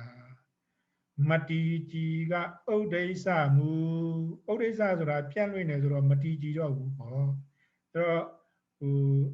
တွေးမယ်ဆိုလို့ရှိရင်ဥဒိစ္စဒီတမာရီရဲ့စัจကျင်ပဲဤလေးခုကအကုသိုလ်တွင်စိတ်တန်းရှင်အကုသိုလ်ဖြစ်တိုင်းဒီစေတသိက်၄ခုမောဟရဲ့အဟိရိကရဲ့အနုတ္တပရဲ့ဥဒိစ္စရဲ့ဒီ၄ခုကအကုသိုလ်ဖြစ်တိုင်းမှာပါတယ်တဲ့နော်လိုခြင်းလောဘကပါဠိမြန်မာလိုကလိုခြင်းတယ်ဆရာတို့ကြီးကတခါတည်းအဓိပ္ပာယ်တွဲပြီးတော့လင်္ကာဆက်တယ်မာနထောင်လွှားဆိုတော့မာနဆိုတာကပါဠိထောင်လွှားတာကမြန်မာမြင်မှားဒိဋ္ဌိအမြင်မှားတာဒိဋ္ဌိကြမ်းပြီးဒေါသကြမ်းတယ်ဆိုလို့ရှိရင်ဒေါသမစ္စေရဝန်တိုရဆိုလို့ရှိရင်မစ္စေရမနာလိုဆိုတာကအိတ်တာတဖြာကုက္ကုစနောင်တပူပန်မရွှင်မကြည်ထိုင်းမှန်းဒီမှာနှစ်ဖြာထိမိတ် ပြီးတော့ထိုင်းတယ်မှိုင်းတယ်အဲ့ဒါထိနာနဲ့မိတ်တာစိတ်แท้ဒွိဟနှခွနေပြီဝီစီကိစ္စသို့လောဟိုဟာမှားသလားဒီဟာမှန်သလားအဲ့ဒီမဆုံးဖြတ်နိုင်တာဟာဝီစီကိစ္စလို့ခေါ်ပါတယ်တဲ့ဆိုတော့နောက်ဇယားကွက်တစ်ခုကိုသွားလိုက်ပါမယ်သောပနစေတသိက်စုသောပနသာဒရဏစေတသိက်19ပါနံပါတ်1တတ္တာယရဏ3ပါးကံဤအကျိုးကိုယုံကြည်မှုကိုတတ်တာနောက်နံပါတ်2တတိကုသိုလ်ဆိုင်ရာကိုအောင်းမေတရိယာမှုဟိရိဒုစရိုက်ပြုရမှာကိုရှက်မှုဩတ္တပဒုစရိုက်ပြုရမှာကြောက်မှုအလောဘကာမဂုဏ်အာယုံကိုမလိုချင်မှုအဒေါသမခတ်ထံမကြမ်းတမ်းမှုဆိုတော့အဲ့ဒါကိုမေတ္တာလို့ပြောတယ်ဆိုတော့အဒေါသတနည်းအားဖြင့်မေတ္တာနောက်တကတတ္တရမစ္ဆတတ္တာဆိုတော့ဒါဥပိ္ပခာလို့ပြောတာเนาะအပိုးအလွန်မရှိတက်မဲ့မှုဒုက္ခပဲလည်းမရောက်ဘူးဒုက္ခပဲလည်းမရောက်ဘူးဆိုလို့ရှိရင်ဥပိ္ပခာเนาะဒီမှာတော့စေတသိက်နာမည်ကတတ္တရမစ္ဆတတ္တာနောက်နံပါတ်၈ကာယပတ္တိစေတသိက်အပေါင်းငြိမ်အေးမှုเนาะအဲ့တော့ပတ္တိဆိုတာကငြိမ်အေးတာကိုပြောတာဒီနေရာမှာကာယဆိုတာကခန္ဓာကိုယ်လို့အဓိပ္ပာယ်မထွက်ဘူးစေတသိက်အပေါင်းလို့အဓိပ္ပာယ်ထွက်တယ်နော်အဲ့တော့ဒါကြောင့်မလို့ကာယကိုမြင်တိုင်းကိုလို့ဘာသာပြန်လို့မရဘူးတခါတလေမှာအခုလိုကာယပတ္တိလိုမျိုးပါဠိကိုတွေ့တဲ့အခါမှာကာယသည်စေတသိက်အပေါင်းဆိုတဲ့အဓိပ္ပာယ်ကိုပြောပါတယ်တဲ့ဒီတော့ကာယဆိုတာစေတသိက်ပေါင်းပတ္တိဆိုတာကငြိမ်ရမှုစေတသိက်အပေါင်းငြိမ်ရမှုဒါတရားအားထုတ်တဲ့အခါမှာဒီလိုသဘောလေးတွေကိုဓာတ်ရိုက်တွေ့ရတယ်နော်စိတ်အေးချမ်းတယ်ဆိုတာအဲ့ဒါမျိုးကိုပြောနောက်နံပါတ်9စိတ်တပတ္တိစိတ်ဤငြိမ်အေးမှုနောက်နံပါတ်10ကာယလဟုတာကာယဆိုတာစေတသိက်အပေါင်းလဟုတာဆိုတာပေါ့ပါမှုစေတသိက်အပေါင်းပေါ့ပါမှုနောက်စိတ်တလဟုတာစိတ်ဤလျင်မြန်ပေါ့ပါမှုကာယမုဒုတာစေတသိက်တို့နုညံမှုစိတ်တမုဒုတာစိတ်နုညံမှုကာယကံမြညတာစေတသိက်တို့ကုသိုလ်၌ခံရမှုဆိုတော့ကုသိုလ်၌ခံရမှုဆိုတာကုသိုလ်ကောင်းမှုကိုလိုလားလာတယ်ကုသိုလ်ကောင်းမှုကိုပြုကျင်လာတယ်အဲ့ဒါမျိုးပြောတာစေတကံမြညတာစိတ်ဤကုသိုလ်၌ခံရမှုကာယပါကုညတာစေတသိက်တို့ကုသိုလ်၌လေ့လာမှုစိတ်တပါကုညတာစိတ်ဤပြန်းတီလေ့လာမှုစိတ်ဤပြန်းတီလေ့လာမှုဆိုတာစိတ်ဤကုသိုလ်တရားတို့၌ပြန်းတီလေ့လာမှုကုသိုလ်အကြောင်းဒီပဲထပ်တလဲလဲကြံကျင်တယ်ထပ်တလဲလဲပြုကျင်တယ်ပြောကျင်တယ်ဒါမျိုးတွေဆိုတော့နောက်တော့ကာယုစုကရာစေတသိက်ဖြောင်းမှန်မှုစိတ်တုစုကရာစိတ်ဖြောင်းမှန်မှုဒါတွေကဒီနံပါတ်8ကနေပြီးတော့နံပါတ်19ဒီကတရားအားထုတ်တဲ့အခါမှာယောဂီတွေများသောအားဖြင့်တွေ့တတ်တဲ့စေတသိက်မျိုးတွေပေါ့လေနော်အဲ့ဒါဟိုလက်တွေ့တရားအားထုတ်မှာဒါလေးတွေကိုတွေ့ပါလိမ့်မယ်ခုကတော့စာတွေ့ပေါ့လေဆိုတော့ဆရာတော်ကြီးရဲ့လင်္ကာကိုဖတ်ပါမယ်တတ္တာကြည်လိမမေ့တတိရှက်ကြောက်ပြီးမာဟိရိဩတ္တမကမညိမကြမ်းပြီးနှင့်အတိတရားများတော်ဤတတ္တာကြည်လိတရားဆိုတာကပါဠိဒါကိုကြည်တယ်လို့ဘာသာပြန်တယ်နော်ကြည်တယ်ဒီစာကြီးပေကြီးတွေထဲမှာတော့တရားကိုဗဒမြားနဲ့တူတယ်အဲ့ဒီဗဒမြားဆိုတာကဒီရေနောက်နေတဲ့ရေနောက်ထဲကိုထည့်လိုက်ပြီဆိုလို့ရှိရင်ဗဒမြားရဲ့တကိုးကြောင့်ရေတွေကြည်သွားတယ်တဲ့ဒီလိုပါပဲတရားဆိုတာကလည်းပဲဟိုဒီအကုသိုလ်စိတ်တွေနဲ့စိတ်ကနောက်နေတယ်ဆိုလို့ရှိရင်တရားလေးကိုထည့်လိုက်မယ်ဆိုလို့ရှိရင်ကြည်သွားတယ်တဲ့ဒါကြောင့်မလို့တရားကိုဘာသာပြန်တော့ကြည်တယ်တော့ကြည်ညိုတယ်ပေါ့လေဒါကြောင့်မလို့ကြည်ညိုတယ်ဆိုရင်တရားမမေ့တတိမမေ့တာရှက်ကြောက်ပြီးမာဟိရိဩတ္တဟိရိဆိုတာကရှက်တယ်ဩတ္တဆိုတာကြောက်တယ်ပြီးတော့ဟိရိနဲ့ဩတ္တပကလောကပါဠတရားလို့ခေါ်တယ်လောကကိုစောင့်တဲ့တရားမကမညိမကြမ်းပြီးနှင့်အတိတရားဟိတ်သုံးပါဟူ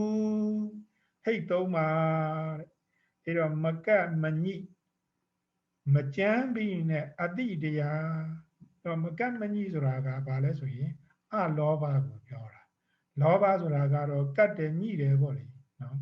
အလောဘဆိုတော့မကတ်မညှိဘူးတဲ့ဆိုတော့ဒါမကတ်မညှိဆိုလို့ရှိရင်အလောဘကိုပြောတယ်လို့ဒီလိုမျိုးနားလည်ပါမကြမ်းပြီနဲ့တဲ့ဒေါသဆိုတော့ကြမ်းတယ်ပေါ့လေဆိုတော့အဒေါသဆိုတာမကြမ်းဘူးနောက်တစ်ခါအတိတရားဆိုတော့မောဟဆိုရင်မသိဘူးအမောဟဆိုရင်သိတယ်ပေါ့လေဆိုတော့အမောဟဒီတော့စာလူပြောလို့ရှိရင်အလောဘအဒေါသအမောဟဆိုတဲ့ဟိတ်သုံးပါနော်လင်္ကာလူတိုင်းပြောမယ်ဆိုလို့ရှိရင်မကတ်မညီတာကတခုမကြမ်းတာကတခုအတိတရားကတခုအဲ့ဒါဟိတ်သုံးခုတဲ့လျှိလျူနေလက်တတ္တရမစ္ဆတတ္တာဒီတော့လျှိလျူရှုတယ်တတ္တရမစ္ဆတတ္တာဒါကိုတနည်းအားဖြင့်ဥပိ္ပခာလို့လည်းခေါ်တယ်နော်နောက်နှစ်ဖြာပတ္တတိငြိမ့်ပြီးကိုယ်စိတ်စေတသိက်တွေငြိမ့်တယ်ဆိုလို့ရှိရင်ကာယပတ္တတိစိတ်တွေငြိမ့်တယ်ဆိုလို့ရှိရင်စိတ်တပတ္တတိအဲ့ဒါနှစ်ဖြာပတ္တတိ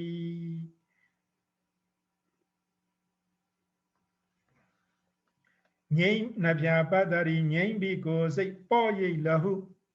ပေါ့ရိပ်လဟုလဟုတာမုဒုတာကပေါ့တယ်မုဒုနုညံမုဒုတာကာယမုဒုတာစိတ်တမုဒုတာအဲ့ဒါနုညံတယ်ကြမ်းခန့်ကံမင်ကံမြညတာကာယကံမြညတာစိတ်ဓာကံမြညတာကြမ်းတယ်ကျွမ်းကျင်ပါကုန်ကာယပါကုန်ညတာစိတ်ဓာပါကုန်ညတာကျွမ်းကျင်လာတဲ့ဖြောင်းတုံဥစုဖြောက်လာတဲ့ဒါကဥစုနှစ်တုကာတုကြည်မှုသုံးဖြာဟောတာများသွားပြီဖြောင်းတုံဥစုဒါကာယုစုကတာနဲ့စိတ်တုစုကတာအဲ့ဒီရောက်သွားပြီဆိုတော့နောက်ပြီးကနေပါပြီဝိရတိစေတသိက်၃ခုကိုရောက်သွားပြီဇေယျကိုကြည့်ပါတမ္မာဝါစာဒုစရိုက်၄ပါးမှရှောင်ကျဉ်မှုတမ္မာကမ္မန္တာတမ္မာဝါစာဝစီဒုစရိုက်၄ပါးမှရှောင်မှုတမ္မာကမ္မန္တာကာယဒုစရိုက်၃ပါးမှရှောင်မှုဆိုတော့ဝစီဒုစရိုက်၄ပါးဆိုတာကလိညာဂုံချောနှုတ်ကြမ်းပြောအတင်းအဖျင်းပြောအဲ့ဒါကိုဝစီဒုစရိုက်၄ပါးလို့ခေါ်ပါတယ်အဲ့ဒီဝစီဒုစရိုက်၄ပါးကနေပြီးတော့ရှောင်တယ်ဆိုလို့ရှိရင်တမ္မာဝါစာလို့ခေါ်တယ်ဆိုတော့တမ္မာဆိုတာက right ဝါစာဆိုတာက speech right speech နောက်တမ္မာကမ္မန္တာကာယဒုစရိုက်၃ပါးမှရှောင်ကျဉ်မှုဆိုလို့ရှိရင်ကာယဒုစရိုက်၃ပါးဆိုတာကအသက်ကိုတတ်တယ်ခိုးတယ်ကာမီတုမှားတယ်အရာကကာယဒုစရိုက်အဲ့ဒီကာယဒုစရိုက်၃ပါးကနေပြီးတော့ရှောင်တယ်ဆိုလို့ရှိရင်တမ္မာကမ္မန္တဖြစ်ပါတယ်တဲ့တမ္မာဆိုတာကတော့ကောင်းသောကမ္မန္တဆိုတာကပြုလုပ်မှုအမှုအရာတမ္မာကမ္မန္တဆိုတာ right action ဆိုတော့ဝိတ္တုရိမမှာကတော့ဒီတမ္မာဝါစာကိုဝစီဒုစရိတဝိရတိလို့ခေါ်တယ်တမ္မာကမ္မန္တကိုတော့ကာယဒုစရိတဝိရတိလို့ခေါ်တယ်နောက်တစ်ခါတမ္မာအာဇီဝနော်တမ္မာဆိုတာကောင်းသောအာဇီဝအသက်မွေးမှုနော်ကာယဒုစရိုက်ဝစီဒုစရိုက်ဒီကနေပြီးတော့ရှောင်ပြီးတော့အလုတ်လုတ်တယ်အသက်မွေးတယ်ဆိုလို့ရှိရင်တမ္မာအာဇီဝဖြစ်ပါတယ်တဲ့ဆိုတော့အဲ့ဒီတမ္မာဝါစာတမ္မာကမ္မန္တတမ္မာအာဇီဝ၃ပါးကိုတော့ဖြင့်ဝိရတိစေတသိက်၃ခုလို့ခေါ်ပါတယ်တဲ့အဲ့ဒီစေတသိက်၃ခုကိုသီလစောင့်တယ်ဆိုလို့ရှိရင်အာဇီဝဋ္ဌမက၈ပါးသီလစောင့်တယ်လို့အဲ့ဒီလိုခေါ်ပါတယ်။နော်လင်္ကာကိုသွားလိုက်ပါမယ်။နှုတ်ဒုကာဒုကြည်မှု၃ဖြာဝါစာကမ္မန္တအာဇီဝနှင့်နှုတ်ဒုဆိုတာကတော့ဝစီဒုစရိုက်ကိုရှောင်တယ်။ကာဒုဆိုတာကတော့ကာယဒုစရိုက်ကိုရှောင်တယ်။နော်နောက်တော့ကပေါင်းပြီးတော့ကာယဒုစရိုက်နဲ့ဝစီဒုစရိုက်ကိုရှောင်တယ်ဆိုလို့ရှိရင်အစဉ်အတိုင်းပါပဲတမ္မာဝါစာတမ္မာကမ္မန္တတမ္မာအာဇီဝလို့ခေါ်ပါတယ်ဆိုတော့နောက်အပ္ပမညာစေတသိက်တရဝကရုဏာဒုက္ခိတာတတ္တဝါကိုသနာမှုမုဒိတာဒုက္ခိတာတရဝါကိုဝန္တာမှုနော်ဆင်းရဲဒုက္ခရောက်နေတဲ့တရဝါတွေဆိုရင်သနာတယ်ဆိုရင်ကရုဏာလို့ခေါ်တယ်ဒုက္ခိတာပြည့်စုံတဲ့ပုဂ္ဂိုလ်ကြီးထီပေါက်တဲ့ပုဂ္ဂိုလ်ကြီးကိုကနေပြီးတော့သူ့အတွက်ဝမ်းသာပြီးတယ် appreciate လုပ်ပြီးတယ်ဆိုလို့ရှိရင်အဲ့ဒါမုဒိတာနော်ဆိုတော့အဲ့ဒါကိုပဲလင်္ကာထဲမှာတ ရဝါမြာတနာတမှုဝမ်းမြောက်မှုကာရုမှုဒီ90ရှိအဲ့တော့တနာတယ်ဆိုရင်ကရုဏာဝမ်းမြောက်တယ်ဆိုရင်မုဒိတာအဲ့ဒါ90ရှိသွားပါပြီတဲ့နောက်တော့ကပင်ငိမ့်တရေပညာပေါ့လေတိမှုကိုဆိုရမှုဆိုတော့အဲ့ဒါကိုပဲပညာကိုပဲအမျိုးမျိုးဘာသာပြန်ပါတယ်အတိလို့လည်းဘာသာပြန်တယ်အလိမ္မာလို့လည်းဘာသာပြန်တယ်ဉာဏ်လို့လည်းဘာသာပြန်တယ်ပညာလို့လည်းဘာသာပြန်တယ်ဝိဇ္ဇာလို့လည်းဘာသာပြန်တယ်အမောဟလို့လည်းပဲဘာသာပြန်တယ်ဆိုတော့ဒုလင်္ကာထဲမှာဒုသူစရိတဒုစရိတာဒါနသီလစသည်ဘာဝနာဒါနသီလဘာဝနာစသည်ဖြာသဝေါဟာရတွေမဆုံးွယ်သည်အကျေသင်္ခါရခန္ဓာဒီဆိုတော့ဒါတွေကတော့သင်္ခါရခန္ဓာကိုအသေးစိတ်သွားလိုက်တာပေါ့လေတော့စေတသိက်52ပါးထဲမှာဝေဒနာစေတသိက်ကိုဝေဒနာခန္ဓာလို့ခေါ်တယ်နောက်တင်ညာစေတသိက်ကိုတင်ညာခန္ဓာလို့ခေါ်တယ်ဆိုတော့နောက်တစ်ခါကျန်တဲ့စေတသိက်50ကိုတော့ဖြင့်ပေါင်းပြီးတော့သင်္ခါရခန္ဓာလို့ခေါ်ပါတယ်ဆိုတော့ခုဆိုလို့ရှိရင်နော်ဒီဝေဒနာအကြောင်းကိုလည်းသိသွားပြီပညာအကြောင်းကိုလည်းပဲသိသွားပြီသင်္ခါရခန္ဓာအကြောင်းကိုလည်းသိသွားပြီဖြစ်တဲ့အတွက်ကြောင့်မလို့နောက်တစ်ပတ်မှာဒီဝိညာဏခန္ဓာအကြောင်းကိုဆက်ပြီးတော့လေ့လာကြပါမယ်ဒီတစ်ပတ်မှာတော့ကြပါအောင်စို့